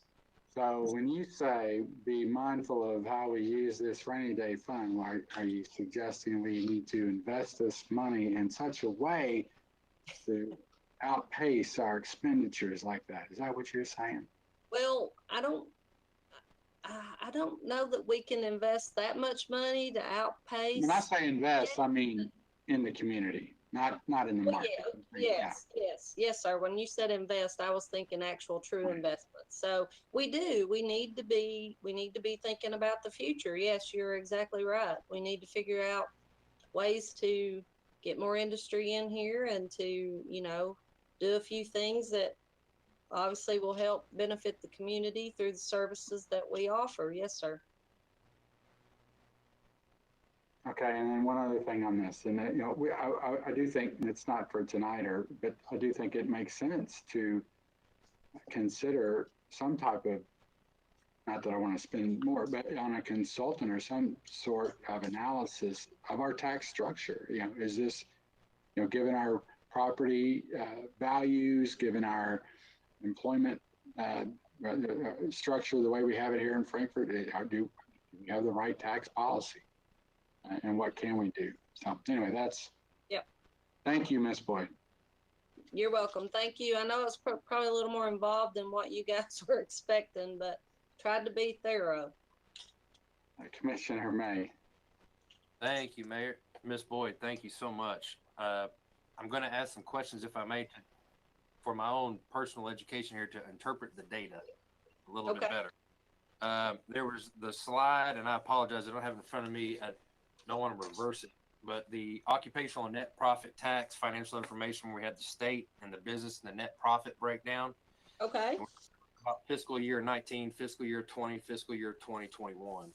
Yes, sir. And one that I wanted to ask questions on, again, for my interpretation, you know, when you look at fiscal year 19, and sorry, on the state side, state line, fiscal year 19, fiscal year 2020, fiscal year 2021, the obvious drop off. We know that, we've addressed that. We know what percent home, we lost that occupational tax.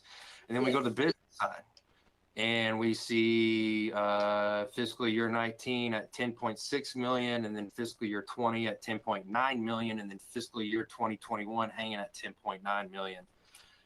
And so going down to net profit, then we go to 2.1 million, down to 2 million, obviously a little bit of a COVID hit, and then back up to 3 million, which is great. So I want to, in my optimism, in my enthusiasm, I want to make sure I interpret that data well. It looks like this community is sustaining itself on a local level, albeit, of course, that occupational tax is detrimental, and we know that, and we know we've got to make strides in figuring out ways to work with that and make that up. But the positive side, if I'm interpreting the data correctly, and that's what I'm asking, is fiscal year 20 net profit of 2 million, and then fiscal year 2021 up to 3 million. So well, if you'll recall, that fiscal year 21 year had probably 2 tax return years in it. So, but yes, you're right. I mean, it would have still gone up, I believe, but I think part of that was probably stuff that got pushed out of fiscal year 20 into 21 because of the delay in the tax returns. But yes, you're exactly right. I mean, those 2, the community was somewhat sustaining itself. Yes. Right. It wasn't as, I mean, from a percentage standpoint, if we look at simple percentages, the percentages of drop off in state revenue versus the percentages of increase in local, it was a great thing to see. I guess the point that I'm trying to drive home is, or what I am hoping that I can interpret from the data accurately, is that we have a community that is, from a business and net profit standpoint, coming out and trying to support and trying to make sure that things are working well. And it didn't seem as big of a loss from the occupational side.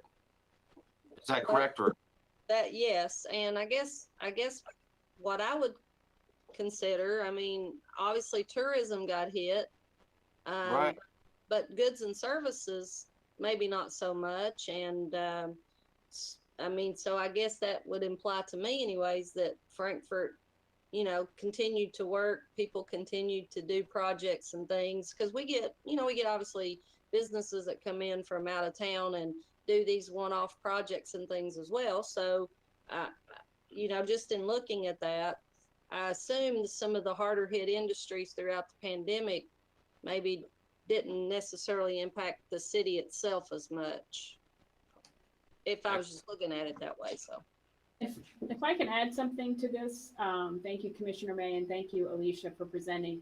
You know, so there is a starting of an upward trend, but I would say this, and what I've spoke about to folks in the community, you know, ARPA funds we have available for the 2023 budget, for 2022 and 2023, but we will not have them for the 2024 budget.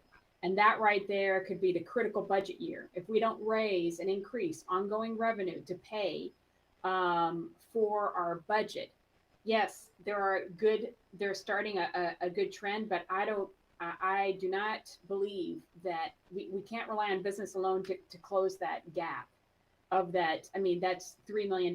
And even if with Alicia estimating that the state occupational tax revenue is 5.5 million. Okay, that's down from the 7.75 that we were getting. So right there, that's 2 million. So we've got to look at closing that gap for ongoing revenue. And actually, we have to look at going beyond that because there's some key investments, as you all know, and we'll present in the budget increases, pension, we need to increase salaries and others. So we have to go beyond just closing that gap of 2 million to get beyond that to invest in the people and the staff and in the community. Well, and then the other thing, obviously, I mean, just based on what the state reported to the State Journal when they were asked the question about bringing employees back, yes, city manager's correct. You know, that their response was, well, we were always able to send people home. People were always able to remote work. And they may just be on hybrid schedules for the foreseeable future. And so while Commissioner May, your point is obviously well taken, and the businesses I feel like did do better than we were expecting, we still have to consider closing that gap. And like I said earlier, those pension contributions, you know, those could get to be larger numbers each year, you know, on down the road. And so that's part of what we obviously need to do, as the city manager said as well. Thank you, Ms. Boyd, for taking the questions, and thank you for taking the time to put this together so well. Thank you. You're very welcome. Thank you. Any other discussion on the financial analysis? Shall we move on to discussion item number 3? Thank you, everyone. Thank you, Ms. Boyd. Yes, thank you, Mayor. We will bring back Sean Pickens to talk about Parks Department and the fees. We bring it back this time every year because the commission needs to approve when we set the fees every year. I did attend a community meeting on October 28th, and just also want to state for the record that and I mentioned people, you know, there was rumors flying that we want to close Jennifer Hills, and that's not true. So just want to state that, but also that the city is looking to make a profit on our parks, and the city certainly isn't looking at that. What I've stated when speaking to community members about this is that we have to look at starting to close the gap. We won't be able to close the whole gap, but we're looking not just at parks, but looking at all of our departments, looking at efficiencies, perhaps increasing fees, because as I just mentioned, in 2 years' time, we could have a challenging budget year. And we have to do our duty, and starting now, 2 years out, to make sure that we close those gaps and we can still offer the same great service that we have been. So sorry for that long introduction. Sean, please present on the parks fees and discussions. Sure. Thank you. Yeah, let's dive into the golf rates, which will be the focus for this. I believe Kirk Schooley is on the phone, our golf pro. So he'll be available for any questions. He's obviously much more adept to golf than I am. He's got his ears tuned to all the happenings and goings. especially in the golf world. I believe you have an updated spreadsheet with a few options for rate increases. I believe that was sent out last week. Option one, the first page of that spreadsheet, we're focusing on just the season passes and the cart leases. So season pass for just greens fees, meaning you can get a season pass, and then your golf is just you're walking without a cart. And then you can also get a season pass, or AKA a cart lease, to where you have the golf fees, your greens fees, and you also have a cart in general. Sean, can I just add one thing that, your presentation is based on not only that we had the community meeting, but the Parks Department did a survey.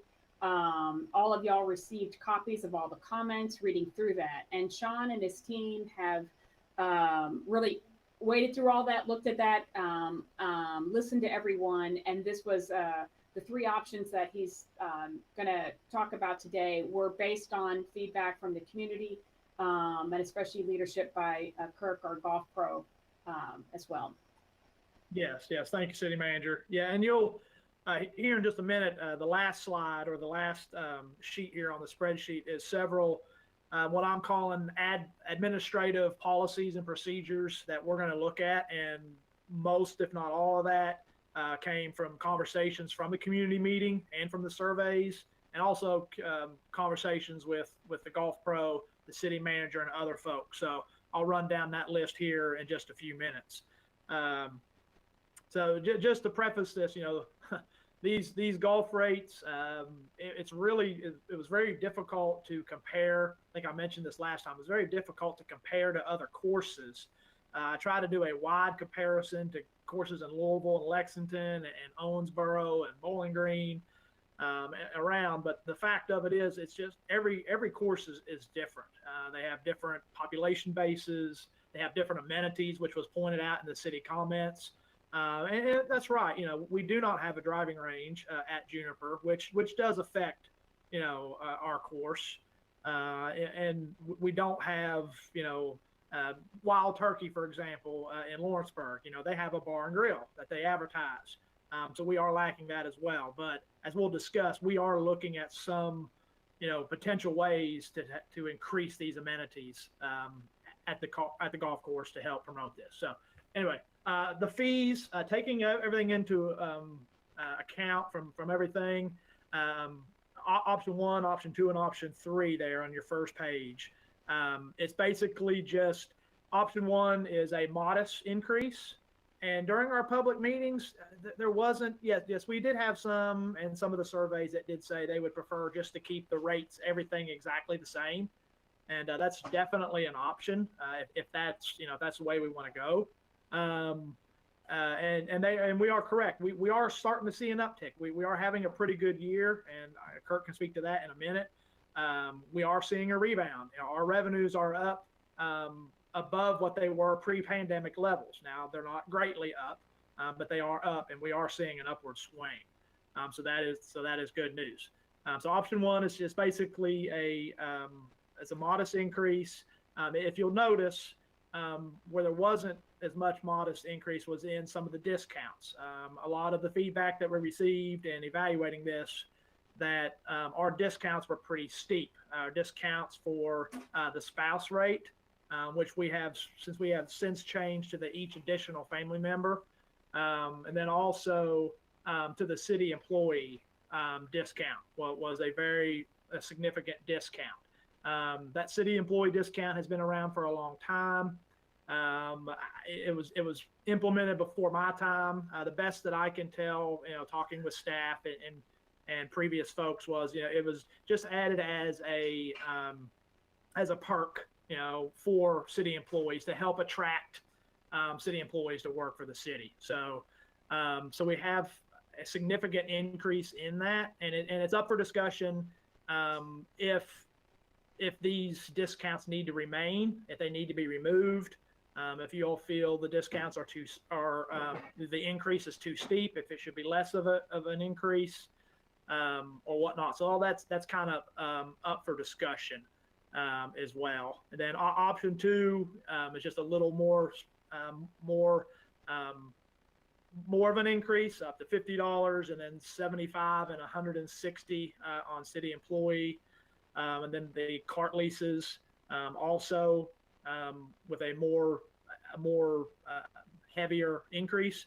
And then option three is obviously a pretty steep increase. After conversations with the Golf Pro and taking in the community's information, as of right now, the Golf Pro and I, we're leaning towards option one as our preferred rate increase for greens fees and season pass cart leases. Now, the option two of the cart leases, that's a little more significant increase just on the cart leases, not the greens fees. We would be okay with option two on just the cart leases, but we feel with our increase that we are currently seeing, we're having a good year, knock on wood, hope it stays that way. And so we're okay with potentially looking at option two for the cart leases, but I think we're leaning, slowly progressing into this and not wanting to put a large increase on the backs of our dedicated golfers that come to the course. So we're leaning towards option one as our recommendation to the board. So before I move, and I guess you can look at the second sheet real quick before we discuss that or answer any questions you might have. These are rate comparisons, and instead of in the last proposal, I did a lot of rate comparisons to a lot of golf courses, kind of, some were relatively close to Frankfort, but several were far away from Frankfort. So I narrowed it down to just the three golf courses and the Pro and I, to golf courses that are very close proximity to our course, to Juniper. Now, granted, Longview, for example, is a semi-private course. Wild Turkey, and then also Weisinger and Shelbyville. So they're close in comparison to us, but they're also different. So if you notice there, for the greens fees and the cart leases, the green fees are in the gray shaded area, and then the cart leases there are in the turquoise color shade. And you can see where our rates, if an adult 7-day at Juniper, or to buy greens fees, what we're charging versus what Shelbyville, Weisinger's course, Longview, and Wild Turkey and Lawrenceburg, you can see what they're charging versus us. Adult 7-day plus one family member, if a spouse would be an addition. That's what our current rates are versus what the other three courses are. So you can see if you look down that list. For the most part, we're cheaper than everybody else. But as folks pointed out, and rightfully so, we are limited on amenities at the course. Then cart leases, you can also see the same. $800 for a year versus $750 at Weisinger, for example, and then Longview's $530. Some of these was not able to get just because they don't offer those options at those particular courses. So that's why those are left blank. And then down in the purple shade or the pink shade there towards the bottom, that's if you bought a greens fee and a cart combined. So you can see an adult 7-day, for example, at Juniper Hill would be currently is $1,300. Weisinger in Shelby County is $1,450. Longview is just shy of $1,700, and then Wild Turkey is $1,400. Then the adult 7-day plus a family member were $1,800 versus $2,150 at Shelbyville, and then $2,120 at Longview, and $2,000 at Wild Turkey. Then there's the senior and the adult as you go down the list there. So we're, like I said, we're a little bit cheaper. I wouldn't call it significant, but considerably cheaper in some areas than others. So going back to the three options, that's where the Golf Pro and I, that option one will help us close that gap a little bit, but will not and not be such a huge increase on our backs of our golfers, and it kind of closes that gap with the other courses in general. So I'll stop there before I go on to the daily rate options, and then some of the admin policies that we're going to be looking at to try to help. Like I mentioned, not just raising the fees, I don't think will be the complete end all. There'll be some other changes that we'll need to try to look at to help close that gap as well. So I'll stop here and take some questions and then move on to the next section.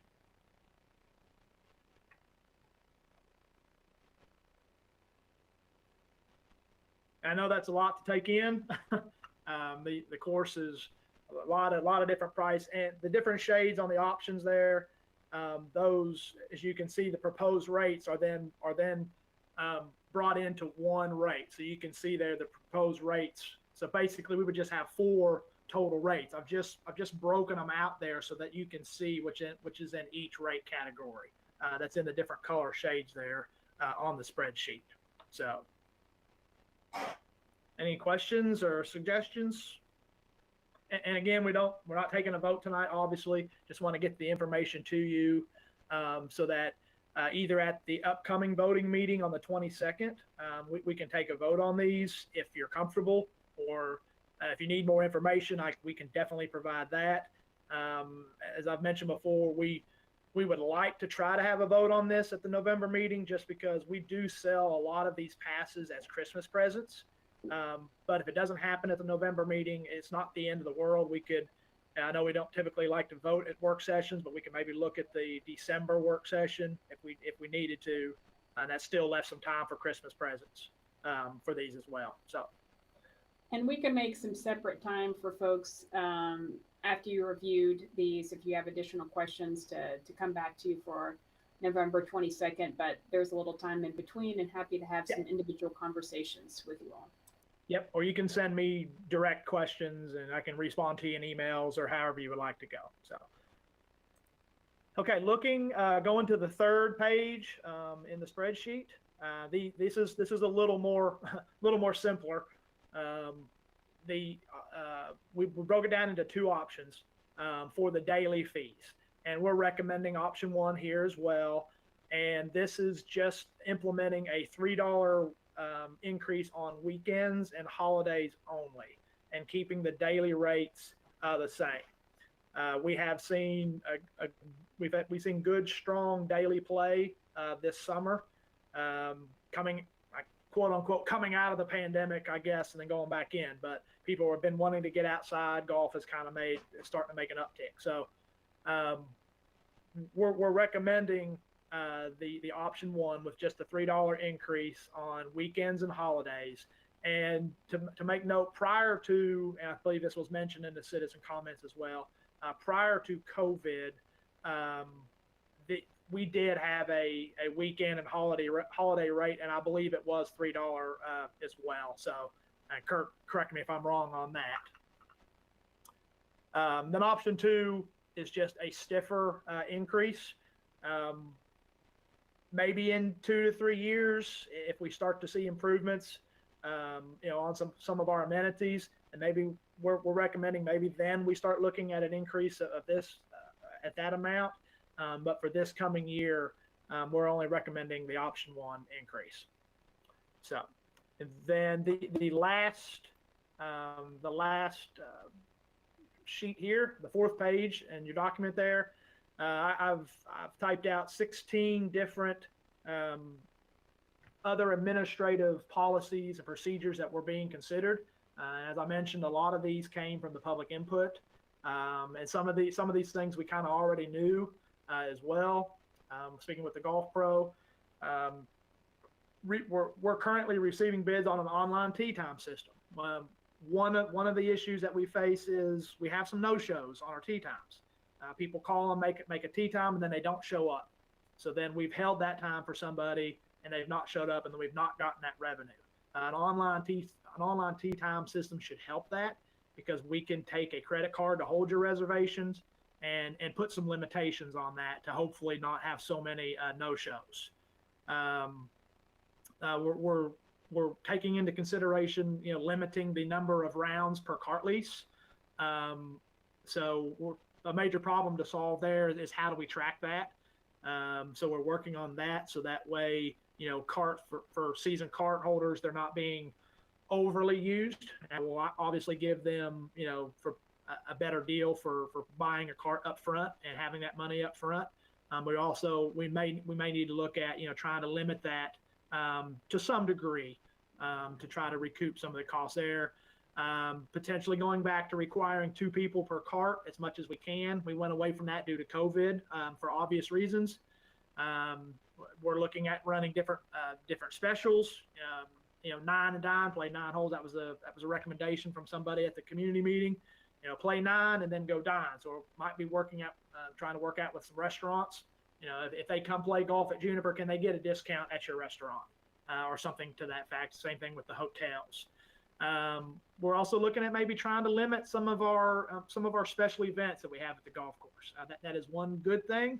We have a ton of golf scrambles and benefit auctions, benefit scrambles, and different things.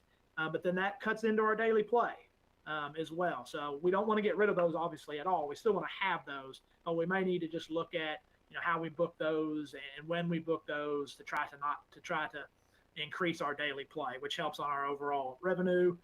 And there's several things. We already are buying a lot of stuff off state contract to try to get best price, but we'll look down on several things to make sure that we're still purchasing off the state contracts to try to save on expense as best we can. We're working on proposals now to update the pro shop deck areas, the outside patio and the social room, potentially for some type of a cafe. A lounge of sorts to have drinks, so people, when they get done playing with golf, they can stay there and maybe grab a meal. So we're looking at some options there. Maybe some function space. Space is limited up there, and upfront capital costs will obviously be after our budget discussion tonight. Large capital projects may be hard, but we'll take those into consideration. Improving our greens at the course, which some folks said our greens were not in the best shape. Increase marketing efforts, work with local motels, try to adjust or add some volunteers to help better manage our golf cart usage. Possibility of allowing private carts. That's something that's brought up. There are issues there where all the trailers park on busy days, and other items, storage and other items. We'll try to budget. A lot of folks believe our golf carts are in need of replacement, and they will be relatively soon, the next couple of years. So we'll look at budgeting that and just look at various ways of expenses. So I'll take any questions on any of those daily rate options and any of those internal policies, procedures, things that we're looking at to try to help close the gap. And the survey is still active on our website, and we'll push that out on social media again. So we are still taking public feedback and input from the community. We'll take it up until you guys are able to take a vote. So.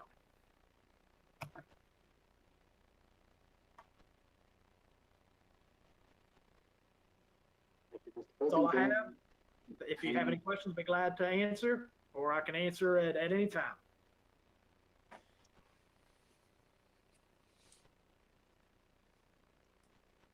Ms. Munger. Okay.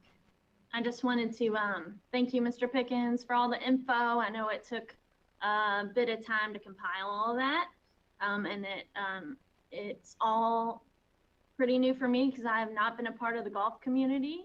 But I also want to thank Mr. Schooley because I've had many people reach out to me over the past week or so and tell me how great you are and the impact you've had on team sports and in our local community. So thank you. And I am supportive of raising the rates somewhat, but I know people probably don't like to hear that. It's not about making money. It is about closing the gap, like we just discussed in the financial analysis. So, if we don't try to make up some of that deficit that we've had at the golf course, we really won't be able to keep investing in the golf course. So if we want to have the best golf course around, then we're going to have to, I think, close some of that gap so we can continue to put money into it. I know we're going to have probably batteries, maybe potentially more golf carts that are needed soon, along with some of those other improvements that we've all talked about. So that's sort of where I am. I'm not exactly sure what option I'm leaning towards yet, but I just wanted to go ahead and get that out there. Thank you. Ms. Thompson. I think, Mr. Pickens, you did an excellent job. This is a very thorough step-by-step walkthrough with regard to the fees and such that that the parks are facing. I think that two things. If there was a need that could be filled by industry, commercial industry, it would be filled. If there's money to be made, it would be filled. And the second part of that is I absolutely appreciate every dollar that the Juniper Hills and anyone else involved in the parks that has dipped into their own pocket and or their time. Time is so much more valuable at my age to do the things that need to get done that simply won't get done if somebody doesn't take the time. And I will use an example of an $11,000 mower, I think was mentioned, and that's a lot of money. $11,000 is a lot of money, and that's to be commended. And I think that we should be proud of our citizens that are willing to do that. The problem is that we're losing significantly more than just $25,000, $30,000 that's being put in by the local community, which is a lot of money to them. And then you tenfold that, and you end up where we are annually. And we're not in the business of making profits on our parks, and parks do not have to be a scenario where our community is limited because we limit fun. We make it expensive to go, or we make it to where there's not access. What's the point of having it if you can't do that? But the one thing that we need to look at, and the one thing that I think that the city has talked about in the past, is the city is not in the business of running a business. And I know that sounds silly, but there is a difference between running a softball league for 11-year-old little girls, and where you're training them and teaching them, and you're running drills, and you're playing games and things of that nature, to a golf course, which is it's a business, and it has multiple levels of business. So much so that in the letters that we received tonight, they talked about marketing, and they talked about cost savings, and they talked about staffing, and they talked about space, and all the things that are necessary to do that they know way better than we do. But I also know that there are communities, and everyone here knows that I like to pick them out, like Elizabethtown and Paducah. Elizabethtown has 29,000 people in its community. I know it's hard to believe, but Elizabethtown has 29,000 people. It is identical in size. Elizabethtown's city annual budget is $77 million. It is $40 million more than what ours is. And the change occurred in 2011 when the city of Elizabethtown decided, hey, we're going to invest in our sports athletic tourism. And that meant not only building up the parks that they had and the amenities that they had, but also putting a whole bunch of money into 12 baseball and softball fields, and some turf soccer fields, and some stadiums for championship games. It's a really nice facility, and it's used every weekend, save maybe 4 in December. and probably used then too.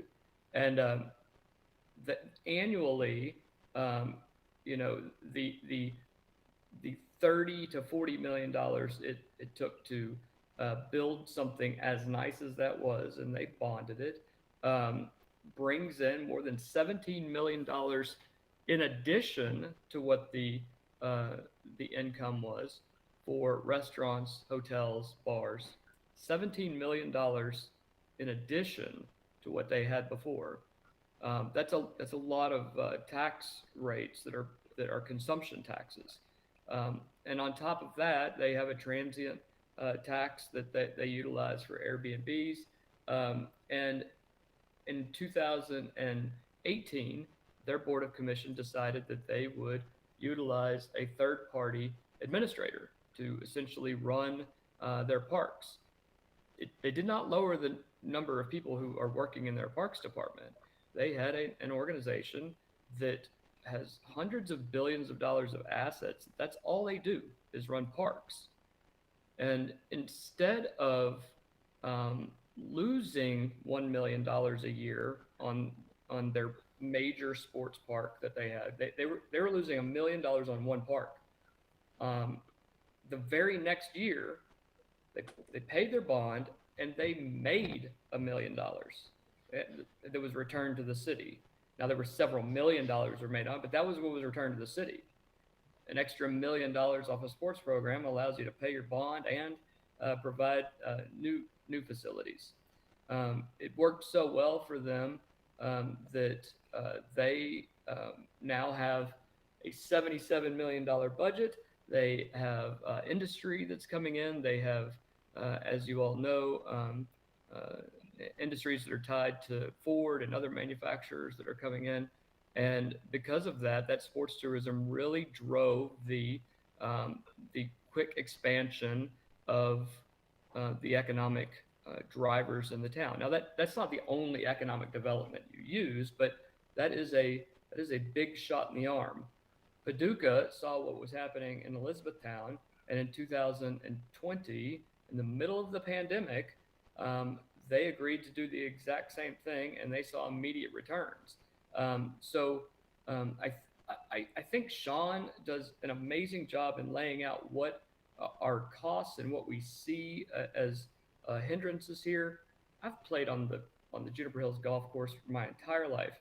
It is part of who I am, and I have lost more balls in those ponds up there than I could probably put a kid through college with those. But either way, the reality is the way that we used to run parks and communities like ours is not necessarily the best way to do it to help serve our people. Our people still have the ability to be involved. We still, have people employed, but we have administrators from a third-party company, and they know how to run these things like, a machine. And I think we need to seriously look at that so that we can keep, Juniper Hills and the Juniper Hills pool, which not even talking about how much that costs the city alone, and what to do with the East Frankfort pool at this point that has sat empty for, a decade and a half. There are so many things that there's only so much that we know. And I know that I don't know a whole lot about everything. And these guys know sports tourism. And with sports tourism, we can get a real shot in the arm with our economic development. We have the county with their plans. We have our own plans. Again, I think we need to combine the efforts and plans, especially considering how we already cross over in our efforts with regard to workforce and maintenance. And I just think this is something that I would love to work with the Parks Planning Committee, with Commissioner Waldridge, with the mayor and City Manager Haig and Laura Ross to figure out what is it we can do to think outside of the box. And we don't have to reinvent the wheel. These are, Paducah and Elizabethtown are the exact same size as Frankfort. And if they figured it out, let's figure out what the special sauce is and just replicate it here. We also have a river and well, all sorts of other amenities that those places don't necessarily have. So that's just my 2 cents on this. I think Sean has set us up really well. He's teed the ball up. We need to figure out what decisions we make. And it doesn't just end with, are we raising the cart fees at Juniper Hills Golf Course? You know, it crosses all sorts of issues with, you know, the county.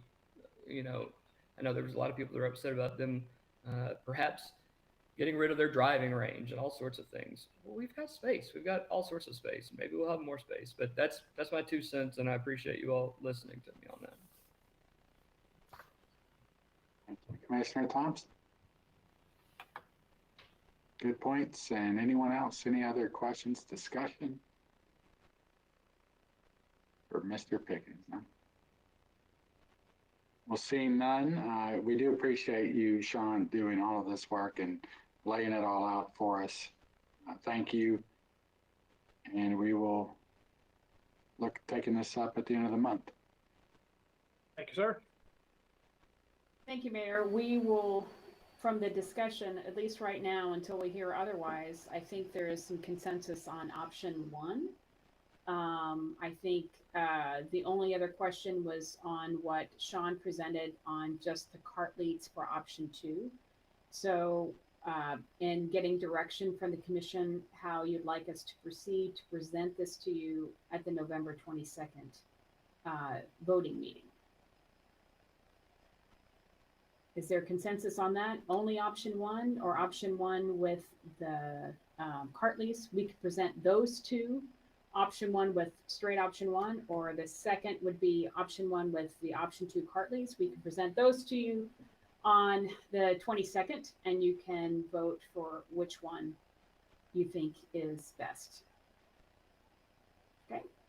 Yes, ma'am. Thank you. I will just simply state that although I do agree that we need to pick one of the options that are here or talk about these options for the way in which we go about it, I don't know if I feel comfortable sitting here saying that I think it addresses the ultimate underlying issue of I think we're going to have more conversations potentially, you know, on how to come back to what ultimately gives us a community park that people can enjoy, and that really is the end game. And I just want to express that, yeah, I agree with a lot of the conversation. I don't think it's about necessarily generating revenue, but we have to make sure that we can afford to offer the service. And I think that we have enough people here, enough intelligent individuals to work on that and make sure that we can continue to provide that service to the community. It's very important to me. So as far as what option in particular, you know, I think I'm just, maybe what I'm saying is I'm still very open to all of them.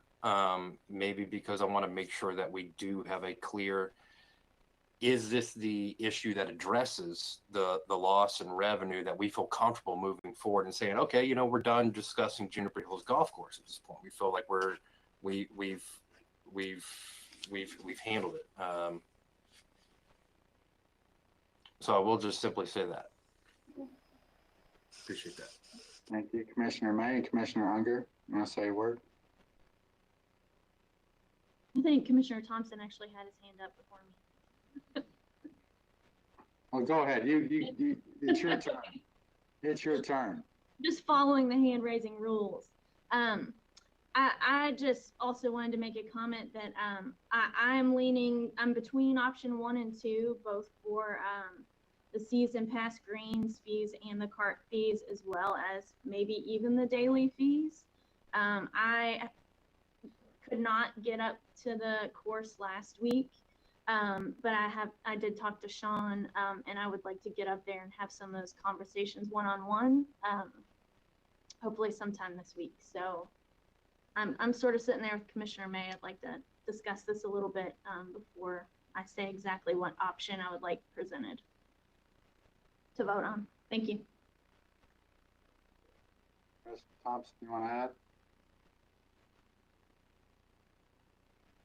And I'll say the same. I'll have to think about which option. We'll vote on something at the end of the month. To Commissioner May and Commissioner Thompson's point, will this solve the the bigger issue, probably not. It is a step in the right direction, but we do need to continue to think outside of the box and see what other avenues we could take to generate more revenue citywide, not just parks. Okay, well, thank you, Mr. Pickens, and we will move on to, so we'll take it up into the month, one of those options. We'll narrow it down, and we'll move on to discussion item number 4.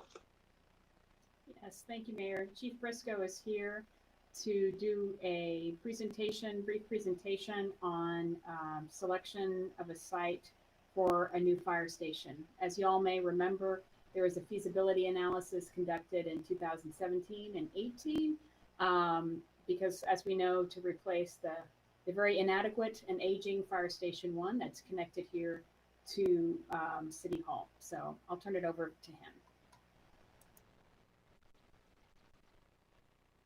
That's going to be a hard couple of presentations to follow, but I will do my best to be brief and concise. I believe you should be able to see the start of the presentation. I think everybody came through last week, but as no surprise, the original building that we are in with City Hall and Station 1 and the old plant board used to be the old Frankfort Buick company in back in the 1900s.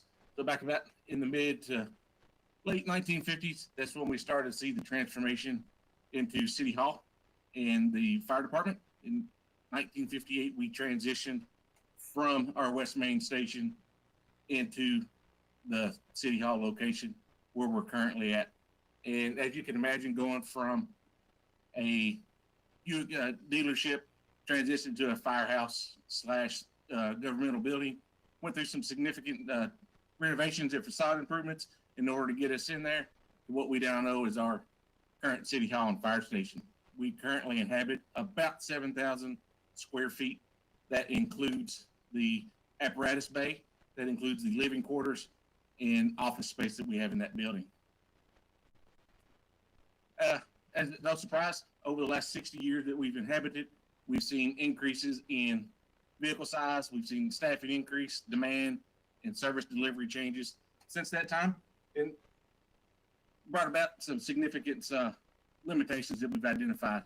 So going back to 2017, we contracted with Branstad Carroll to make sure that we were doing a significant look, make sure we were making everything right for the public. So we decided to analyze our current situation, look at our station, look at where we're at, where we want to go, and really identify is, were we able to transition and expand into the Frankfort Plant Board area to enhance and grow our operational fleet. So out of that, they had 5 key objectives. They looked at the existing station, identified some issues. They were to conduct a facility space needs on what we currently needed and where they saw us going in the future. And we tasked them with involving local community to make sure they had input in where we were at, what we were doing, and what they like to see us do in the future. And then we conducted a site selection study in which we looked at different sites throughout the community of what would fit a fire station. As you all have seen, I think all of you all have been through the station to kind of know our limitations. But when you look at our base space alone, very difficult to maneuver. We are sitting outside of NFPA standards on clearance between the front of the bay and to the road. We don't have enough space to separate storage for fire gear and maneuverability just in people and apparatus by itself. So while it worked great in 1958 in that transition, the standards and everything have changed and made some improvements. Probably some of the most significant concern is our living quarters, and this one sticks out significantly as our bunks are not they're not adequately separated in accordance with the NFPA standards. When you start looking at consensus standards, the way they've changed over the last 50 years, you're no longer allowed to have bay space that directly connects to apparatus floors due to all the carcinogens and dangers that come along with it. Our current bunk room is a single bunk room. It is not separated into male-female dorms. It's located at the back of the station. And one of the other big concerns is there's only really one way in and one way out. So should a disaster or emergency happen within the bay and they can't get in and out through the windows within this room are virtually non-existent. We kind of sit a little bit below grade, and they get a lot of exhaust fumes in there. Another concern is restrooms and shower facilities. Another big deterrent in cancer is making sure we decontaminate adequately once we get back from runs. Again, while it worked great in 1960 when we had maybe 2 to 3 personnel working at this station, we have since grown to where we have upwards to 7 to 9, even 10 on some occasions when we're fully staffed. We currently sit with 2 restrooms, 2.5 restrooms, and 2 showers. Extremely outdated, small, and I think as you all have seen in some of the recent stuff that we're getting ready to address in some of the Tiger Grant, most of the department is not ADA accessible. Again, storage. As we've seen technology and other things improve, and we've had to make alterations in the building. As you can see by our storage room, this is above our station, and it is attic space, but it houses all of our main cleaning supplies, station stuff, along with additional fire gear and other fire suppression stuff. We're just extremely limited on the amount of space we have. And anytime we go to make improvements, changes, then we typically got to breach a wall in order to make it work. Ultimately, I think when we look at what the consultant said, they said that, yes, we can make some maintenance improvements into the HVAC system, electrical systems, and some other improvement throughout the building that you're going to improve what it looks like. And yeah, you're going to make some of the systems work a little bit better, but there is no concept that addresses the operational inefficiencies we have. We're not ever going to be able to build or alter the site that we're at that meets the future demand of where we're going to go in terms of fire protection. So that moved us into looking at other sites, what we want to look at. Is there anywhere else we could go? So looks at several factors. We looked at size of the locations. We looked at location in and of themselves, how it would impact response times, site restrictions, cost, other utilities and so forth when we started driving this down. And where can we go if we can't stay where we're at? I think we all agree that we've outgrown where we're at, so we're just trying to make the best as we move into the future. However, when you look at what's the most important thing, and I think the most important thing is, one, how do we maintain our response times? How do we maintain NFPA standard and ensuring that we have a 4 and 8 minute response time to keep NFPA happy and ISO standards? And that all drives on access to major thoroughfares and direct access to our arteries at the other locations of the community. How do we best get to our north side town, east side town, and west side town from where we're at? And then we also looked at response demand. Are we underutilizing? Are we better located somewhere else? So we looked at roughly about 14 to 16 different sites. Some were wouldn't maintain anything by the size, accessibility, availability. But when you look at the overall site selections, I think they came out and pretty well summed it up that there's limited to no suitable building locations that will not have some type of adverse impact if we want to maintain our current designs. So really challenging when you start looking for available footprints that can hold a station for what our current demand, but probably more importantly, what our future demand is as we continue to talk economic development and where we're going to grow. I don't think the footprint of the city really changes all that well.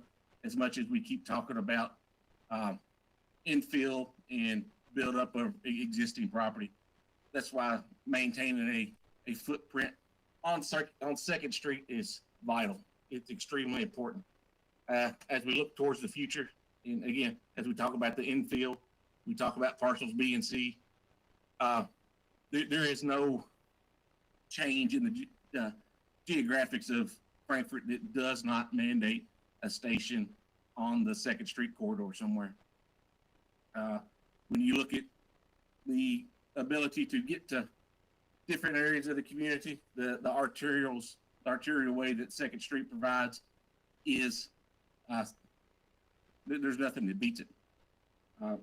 We're able to leave this location, get to West Frankfort easily by going up Louisville Road or Louisville Hill. We're able to get to north side of our north districts by hitting the Capitol Avenue Bridge, our east districts by hitting East Main. The artery way that Second Street provides is by far superior. We did look at other locations that pulled us off Second Street, but it started to impact our 4-minute and 8-minute response times. So you start moving beyond our Second Street corridor area, you start to pull people out of adequate response times to maintain that ISO and NFPA standards. So by maintaining here, as we can see, we still maintain our 4-minute response times in South Frankfort, to downtown, to Bell Point, and other than the back portions of Tanglewood. And that's hitting about 2,400 residential properties within our community to maintain that they're going to stay and get great coverage. It also ensures to maintain their 8-minute secondary response area. And again, we can dive down into the weeds on a lot of this, but ultimately what this says is our second due stations getting into structural fire response has to maintain that 8-minute response, or you start to jeopardize ISO accreditations and things in that nature. And by maintaining it on the Second Street, it does not thrust us into adjacent neighborhoods, which was another big concern, especially when you talk to the public. Which brought us to probably the most pressing topic is, I think late in 2018, I approached and wanted the purchase of the vacant pick-pack structure. It has always been a site to consider, especially when you start looking at footprints of will it fit, will it not fit? And the Brad Stater Carroll put forth a concept design based on a 2-story, 4-bay apparatus station. And here is kind of what our initial designs are looking like. What it does is we've rotated, and instead of dumping our apparatus onto Second Street, we've rotated to where we can come into Steel Street. What that does is, as we continue to see the Tiger Grant go through, it allows us to exit the bay, make a right-hand turn on the Steel, and come out to a natural 4-way stop as designed by the Tiger Grant. It's going to improve traffic flow through there. And most importantly, it's going to improve safety for us getting in and out. We're not going to be backing in to the station. We're going to be able to come to a 4-way stop and be able to navigate to, again, any side of town, east, west, north side, and still maintain our response times. The footprint has us coming in off Hannah Place. The advantage of kind of where we're at as we progress with the Tiger Grant is we met early on and had some discussions, and hopefully that a station would eventually go there. So they're going to be widening Hannah Place as part of the Tiger Grant to make sure that we'll have access into the backside. Again, increases flow and safety by getting us the footprint that we need.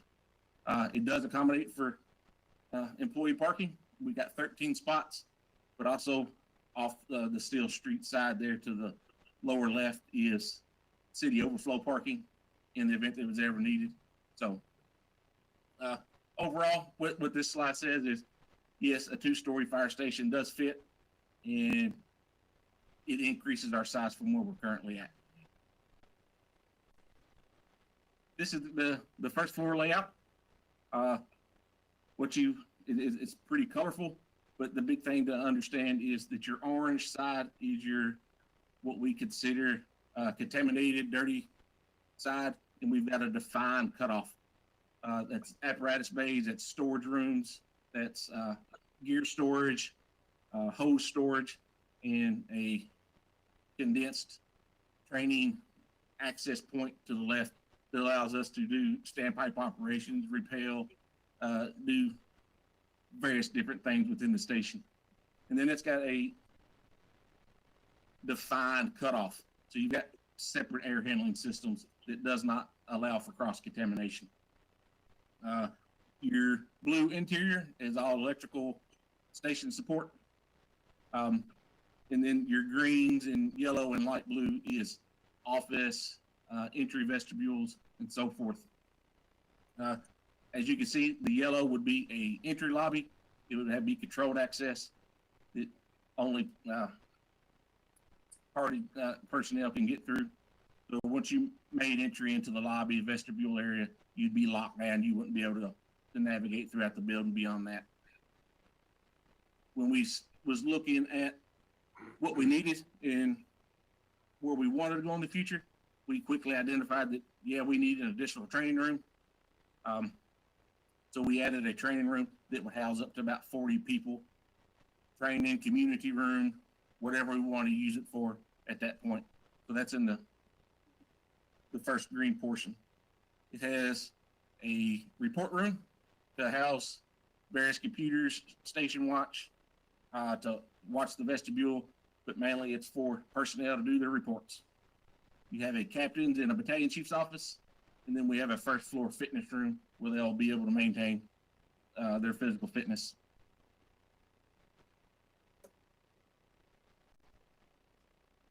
The second floor would be employee living quarters. What this allows us to do is it gives us a men's bunk, a female bunk that is separated. It gives us a larger day and kitchen area, but it also gives us additional separated female and male shower rooms and locker rooms, which we do not currently have in our station. The mezzanine area is a open area to the bay. It does have a pole, and as you can see, the mezzanine area is about 1,700 square foot that could be utilized as we get to doing some other concept designs. It could be expanded out to have additional storage or different areas, but it's colored orange because it would be part of the bay and the bay's ventilation system.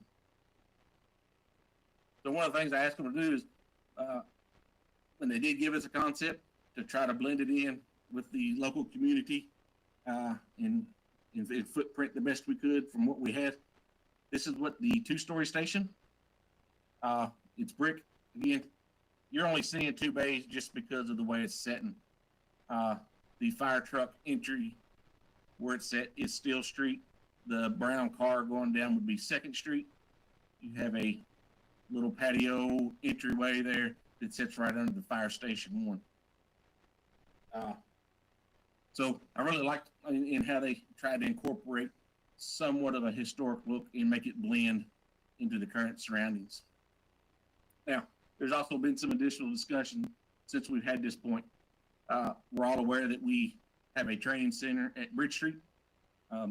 It's a highly used training center.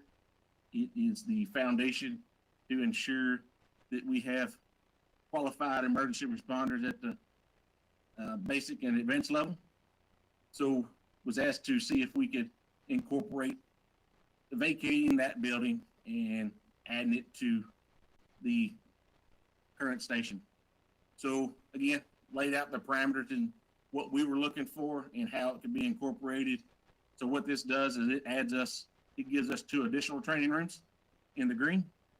I think the top one will hold somewhere around 50 to 60 students. The bottom one is an additional classroom, and it's going to hold about 30 to 40 students.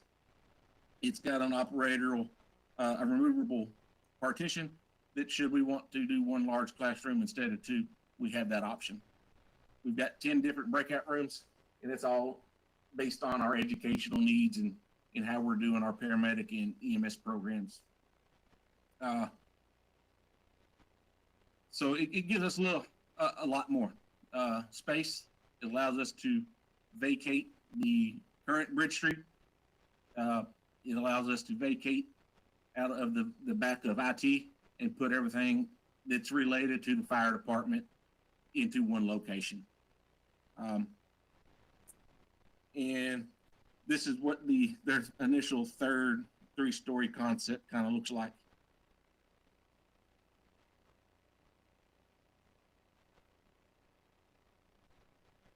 So when we look at the phases, what we did is we needed to complete a needs assessment, and we did that through the first draft session of the system.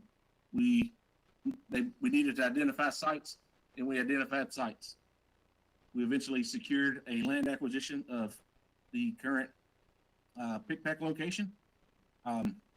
We've completed environmental assessments in phase 1 and phase 2, and we've developed a schematic design of the station. Again, when we stepped out in 2017, we want to take a phased stair-step approach and make sure we were taking due diligence and time to make sure we were making the right decisions. And then that's kind of why it's taken us so long. So what's our next? What's next? And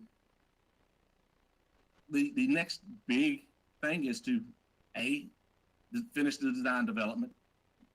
Are we okay with what we're doing? Are we okay with the site to take that to the next step? Again, there's still some tweaking in that schematic design that I think we need to do. But until we can commit to a site, I don't necessarily know that we need to continue on the design development until that site is formalized. We need to do geotechnical investigation. Will the soil borings and everything take it?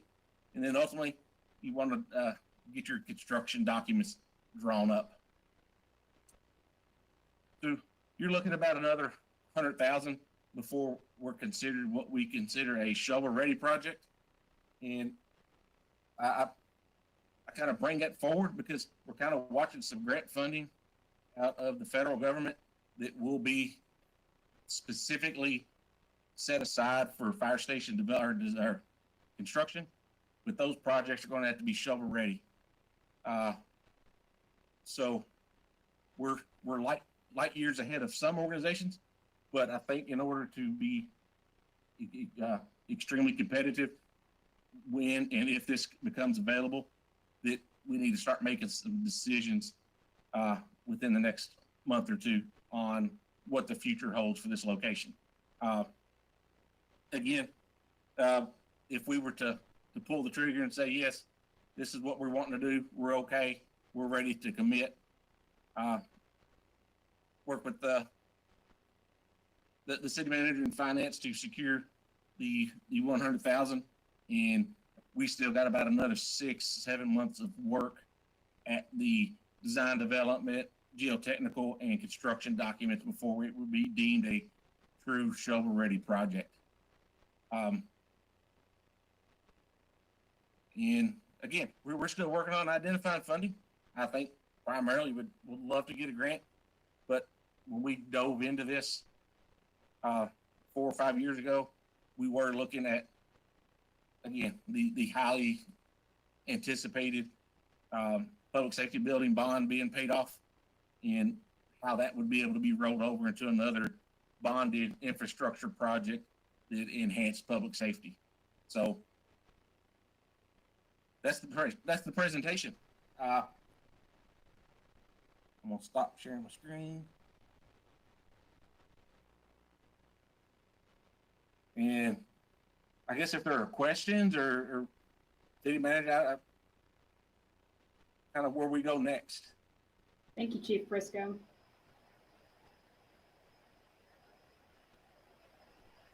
So was lead certification considered for this?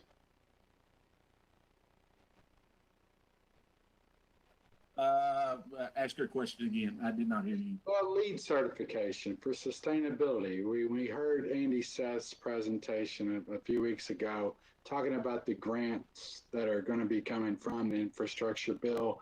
There's going to be an emphasis on sustainability, energy efficiency. You know, are we even looking at lead certification for any of these major projects? And this is the first one we've had, of course, but I think that needs to at least, are we even working with firms that have that expertise in creating buildings that are energy efficient to put us in a better position to get bigger grants? No, when we look at Branson and Carroll, and they were selected based on their ability to design and construct fire stations, they're probably one of the leading architectural design firms. And in my discussions with them, yes, energy efficiency is something that needs to be discussed and can be included in all this.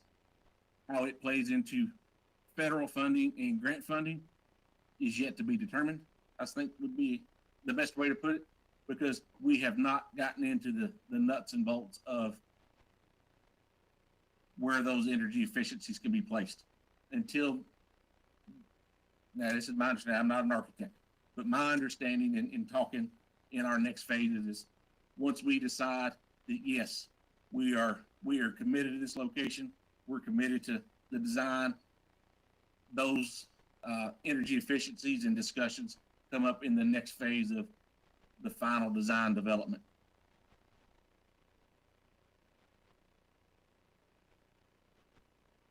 Thank you.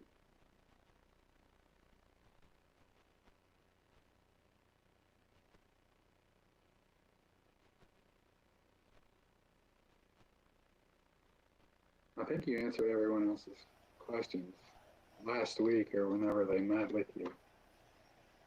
Anyone else?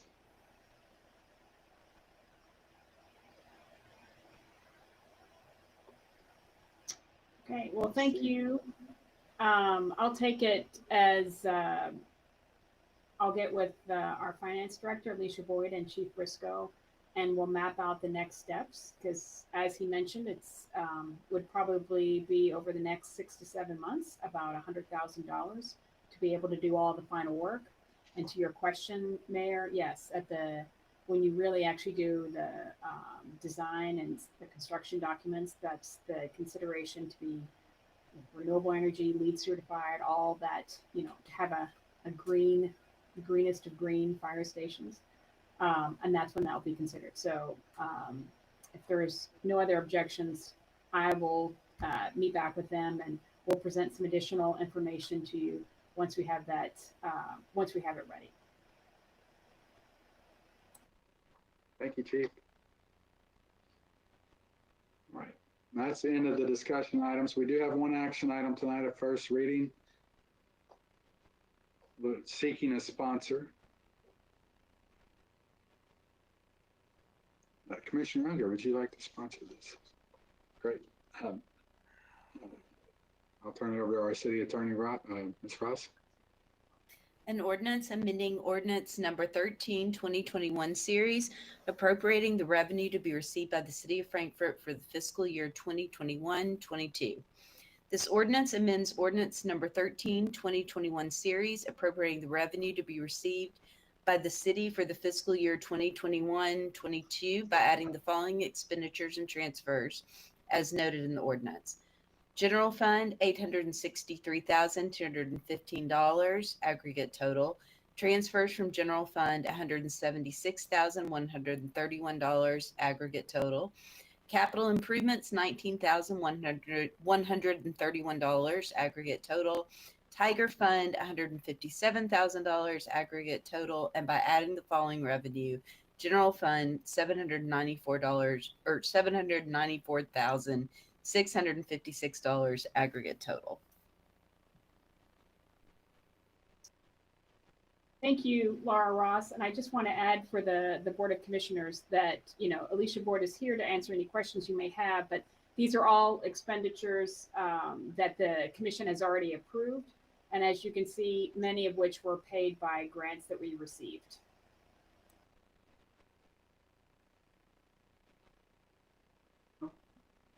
No discussion. We'll move on to tentative agenda for the voting meeting, November 22nd.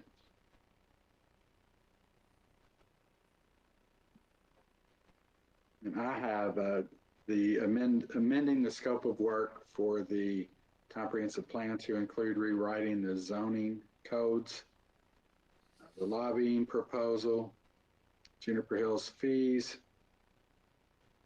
What am I missing?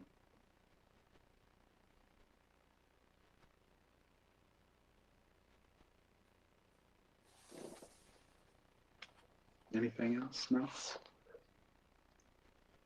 Okay, well, we'll move on to unfinished business then.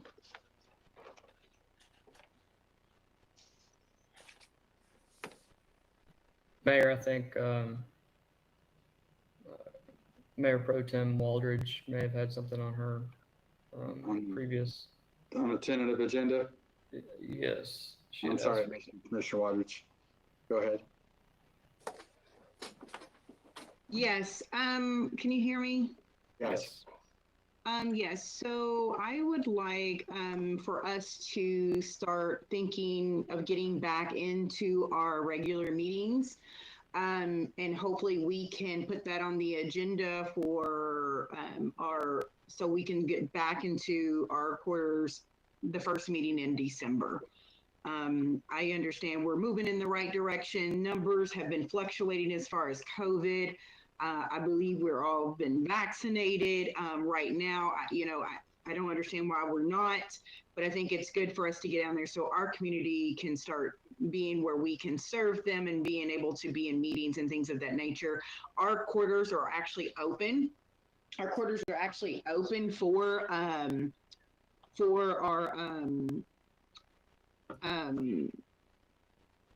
what am I trying to say? Sorry, we've been on a meeting for so long. Our residents to come down and actually watch the meeting live. So I'm not sure without us. So I'm not sure if we're protecting ourselves or what we're actually doing. I know that a couple of times there's been maybe one or two people that have come down, but I think it's time for us to get back into our meeting, serve our committee, our community and what we're supposed to do, and hopefully start back meeting in person the first meeting in December. I'm hoping others will agree. It's time to get back to normalcy with our city commission meetings. Thank you. Thank you, Commissioner Waldridge. And to that point, I thought, November we would be looking at that. And then the numbers, our incidence rate for the county was going down. We hit the orange level for a little bit and then it reversed back and we're now back in red and we're the only county in our area that's in red. So I hear what you're saying and I'd love to be in person.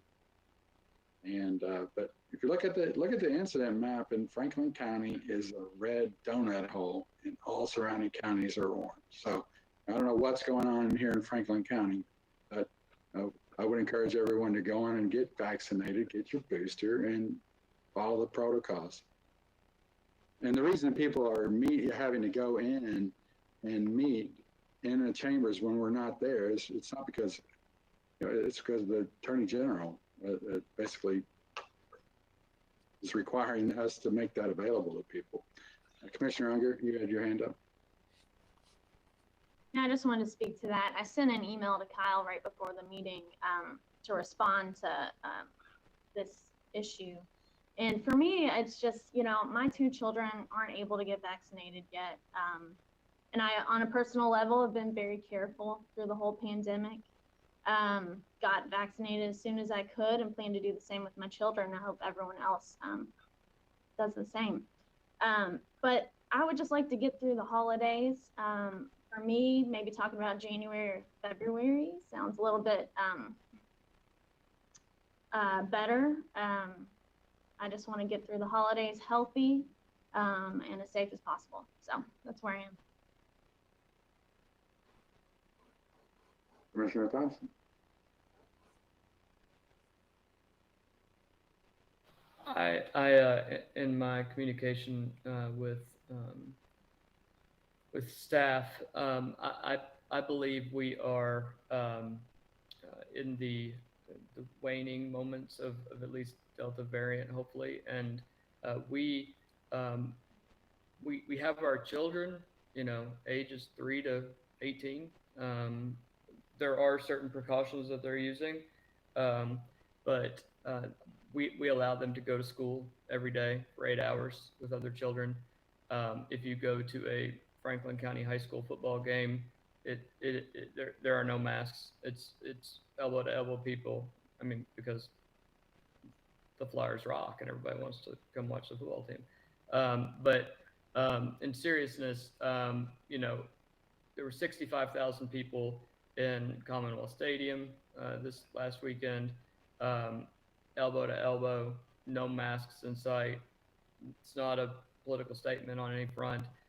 There's just never been a super spreader event when that has happened. And while I know that's outdoor, I do not think that the social distancing is essentially doing what we would hope for it to do at this point. And Mayor, I in no way, and I said this in my communication, I in no way am denigrating your power to be able to declare an emergency. I think you absolutely have that power. I think, though, that language is permissive now under the joint resolution that passed in October. And I understand that we have a high risk, or I'm sorry, a high reported incident rate. There are a lot of things about Frankfort that are different than every county around us. Lowest job participation rate, highest drug use, most drug overdoses. Maybe those are all connected to it. I don't know, but if we're willing to send our little ones to school, and I appreciate the fact Lisa told me, she's actually taken steps to not have to worry about that with her little ones right now. I feel like we're sending mixed messages that it's okay to send our kids, and trust me, I want my kids in school very badly after the last 2 years. And I think we're sending a mixed message to our community when we're wanting our bars and restaurants and churches and your grocery stores and all sorts of these places to hire and to open up these things and to open up the state, as the governor announced on June 26th of this year. I feel like we are doing a bit of a disservice. Laura and I don't know if we agree on this. Solicitor Ross is that, I don't know that we necessarily protect the First Amendment rights of our citizens by having citizen comments the way that they are, and the ability for interaction and for things of that nature. I know there's Supreme Court language on that, but things have changed over the last couple of years, and I just think we're to this point where we should at least set a goal, and our goal is X. And in my communication, it was December 1st. I think we have a lot of big things that are going to happen after the right around that time and after the first of the year. And I just want to sit next to Kelly a little bit more, and I don't get to do that enough. So and Lisa. So that's my 2 cents. You don't like me? I get it. Well, I mean, I won't take that personal at all. That goes without saying. That I love you. No, and I will take that. I was thinking November. So, here we are at the first work session. But December, we'll look at December. And if someone's not comfortable, we can do it virtually, just like we've done before when someone's been out of town and you're in person. We'll work it out. I agree with Kyle, Mayor. I think, I've seen all of us out and about. I don't know, I don't remember seeing everyone, but I saw some people out at Bourbon on the Banks, the family portion of Bourbon on the Banks, other events. We just can't pick and choose what events we're saying, oh, well, I'm trying to do this or I'm trying to do that. Either we're going to protect the whole family and ourselves, or we're just going to protect the few people in our chambers. It's a pick and choose. we are serving our community, and our community needs access to us when we're in meetings to be able to talk, to be able to be there. And I mean, I get it. We can sit here all day and say the numbers go up and numbers go down, but there's not been any progress up until November to get us back in session. And that's why I wanted to bring it up today to see if we could start sometime in November. Hopefully, I mean, in December, hopefully the numbers will go down. I don't see the big deal of it. We can still ask people to wear masks as they go to, just like they would in school. But we're proving everything else for people to have masks indoors, and some people don't. People that eat at restaurants, things of that nature. You come in, you wear a mask during our meeting if that's the case. But I think we need to move on and start having our meetings for our community as they're intended to. Good. I just want to point out, you all are talking about outdoor events versus something indoor, and you know the difference. Yeah, but there is a difference. It's outdoor and indoor, but when you put 1,000 people in one place, Mayor, and you're talking and people are passing you, people cough, you walk through their cough. Come on now. It's just the same. It doesn't matter if it's indoor or no. We can sit here and do tomatoes and tomatoes all day long. The fact is, we're eating in restaurants. We're walking in Kroger with no mask. We're doing everything else, whether it's indoor, outdoor. Our kids every single day are wearing masks. And if our kids have to wear masks 5 days a week, I think the commission can meet and get people to sit in a meeting for 4 or 5 hours on every other Monday to have a city commission meeting. I agree. No, we're talking about a difference of 2 or 4 weeks here. So I hear what you all are saying. Well, thank you all. Do we have any unfinished business? Yes. I would like to bring up one unfinished business that we need to talk about ASAP, and whether that's going to be at a meeting or whether that's going to be a called special meeting. That would be, we need to start discussing KCDC. We need to know where and what we're going to do with KCDC, and we need to also continue to meet with the county and not push this off and make this a big thing next year for candidates to use as campaign material. We need to be serious on what our aspects are and what our goals and objectives are for KCDC, and we need to meet, I would say, by the end of this year, whether that's just a meeting on KCDC. We need to meet soon on it. They're not able, they are meeting with, I think, the 3 individuals that they have at their meetings. We have not named people toward that committee yet, have not been appointed, and they are our economic development. And I continue to hear through the grapevine and get emails and calls in regards to, oh, well, they're meeting. Well, they're not supposed to be meeting. Well, guess what? We all at this table are continuing to say we care about economic development, and our economic development hasn't really heard goals and objectives from us and what we expect, so we can measure whether or not we want to fund more, not fund more, or what have you with the county. We have to move forward. I understand it's an elephant in the room, but we got to talk about it. So I'm saying that either it needs to be put on a meeting, or we need to have a special meeting in regards to KCDC on the city side of what we're expecting from them, so they can work for us. Because right now it seems like KCDC is just a big complaint for everybody, but yet we're not helping them be successful because we're not giving them objectives. We're not giving them what we need, and we haven't given them a full budget, a full board for them to be able to actually move forward with business of economic development. So right now, I feel like our economic development, it will be put on hold just because they don't have a moving board. But that's just my opinion. I'm hoping others will see the same, that we do need to talk about this elephant in the room, and we need to have a meeting on that. So thank you. I think that's now new business. So I don't think we had anything unfinished on KCDC, but now we'll just call it new business. That's where we are, new business. We want to talk about KCDC. Commissioner Thompson. I am happy to discuss that. I sent an email earlier this week asking for the issue of the Kentucky Capital Development Corporation to be discussed. I had several phone call meetings and in-person meetings with folks and discussed the purpose behind that. I'm happy to discuss that with anyone else. I personally believe, Commissioner Waldridge, that that the ordinance, the joint ordinance of 1995, laid out what the authorities' affirmative duties are, what their roles are.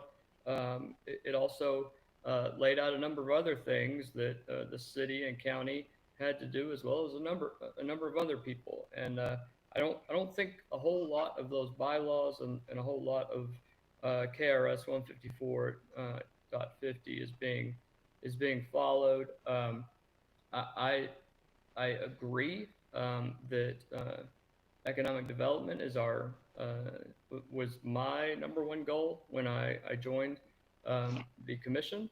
It is the issues that have arisen are not in any way personality driven or anything. I truly believe it's a structure issue, and because of that, I agree with you. It needs to be discussed.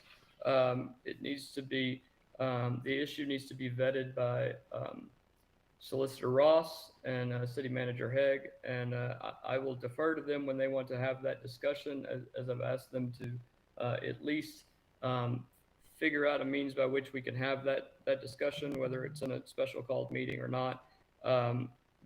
But I think the idea that there is not a plan isn't necessarily the case.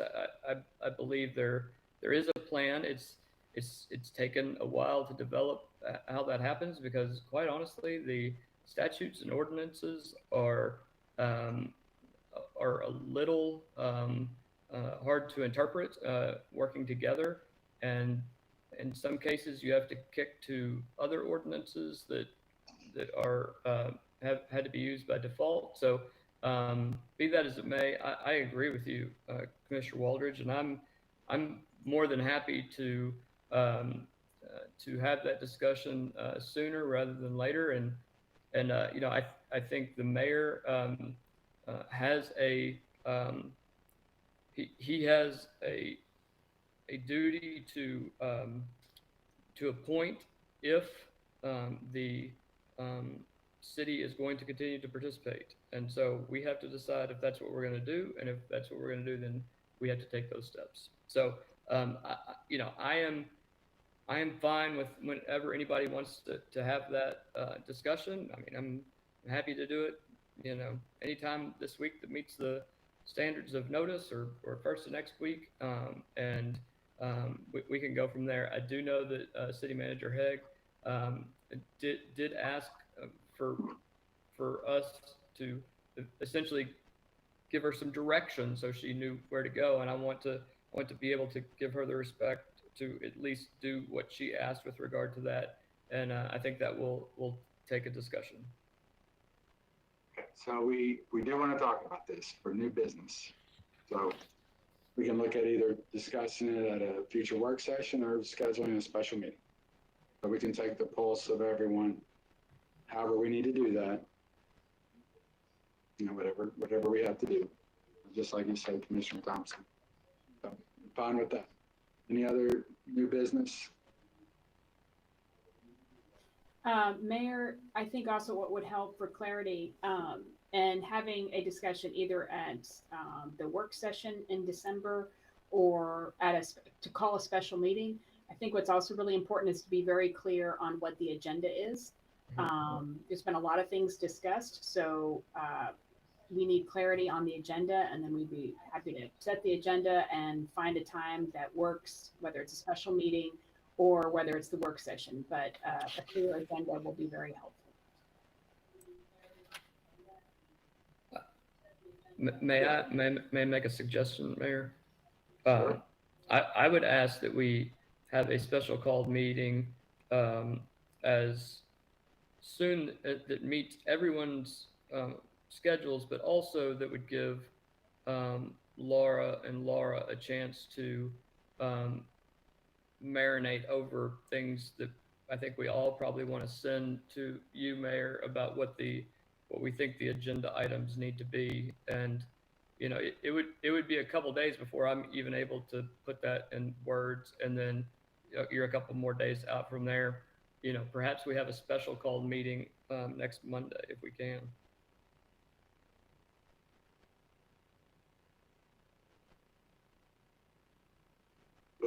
look at our calendars. But no, what I'm hearing is before the work session in December. I would like to have it before the action, the actual voting meeting in November. It's an issue that's hanging out there. It's an issue that is essentially the big elephant in the room that we're not talking about. And it is, you know, Mayor, you and I know that for the last 7-8 months, it's one of those things where it is taking an inordinate amount of time to figure out what we're going to do, and we just gotta figure that out and move forward. Commissioner Thompson, if I may offer, just, Yes, you know, ma'am. talking about scheduling, and happy to schedule a special meeting. We are doing our strategic plan retreat with staff next week. We have a lot of preparation, and are also juggling that we're requiring everybody to submit their stuff early because of our voting session on the 22nd. So if possible, I would prefer after the voting session, but before the December 13th work session. So we can have a chance to do some of the things that we need to do in preparation, just because we already have some stuff already planned to prepare for this week. Yes, ma'am. Thank you.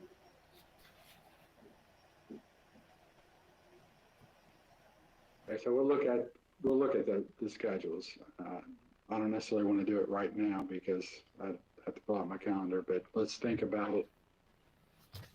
Maybe the week after Thanksgiving.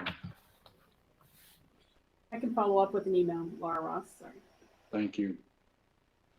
I'm happy to, yes. City Attorney. And in the meantime, just as we prep for this, the more advanced communication we can get from you all regarding what agenda items, what you really see for this agenda, any questions that you have, anything like that, the sooner that you all can send them our way, the more time we'll have to give a thorough answer. So we'd appreciate that communication if you all wanted to send your questions to the city manager and myself, or your ideas. We can at least start to take a look at that and contemplate what the meeting needs to look like. Solicitor Ross, because I know you and I had a conversation, and the day before, City Manager Haig and I had a conversation.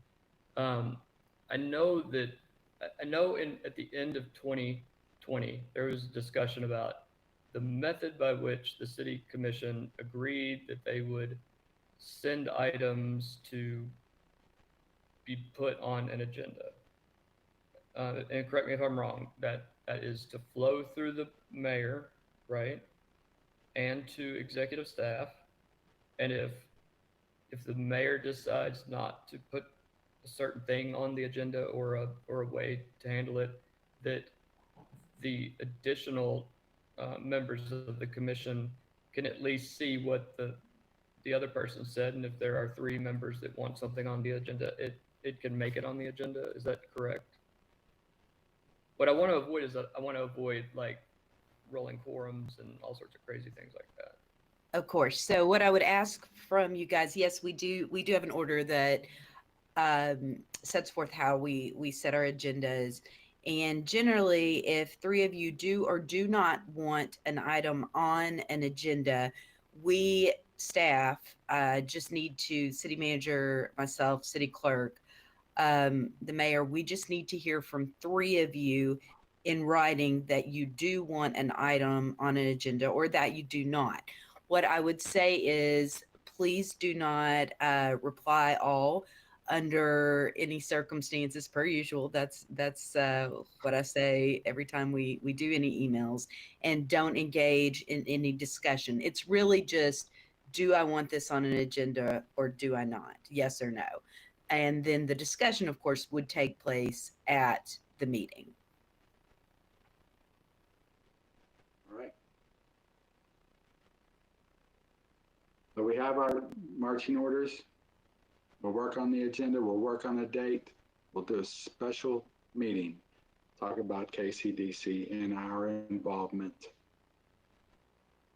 All right, look forward to it. Any other new business? Before we move on to executive session, remember we have that still.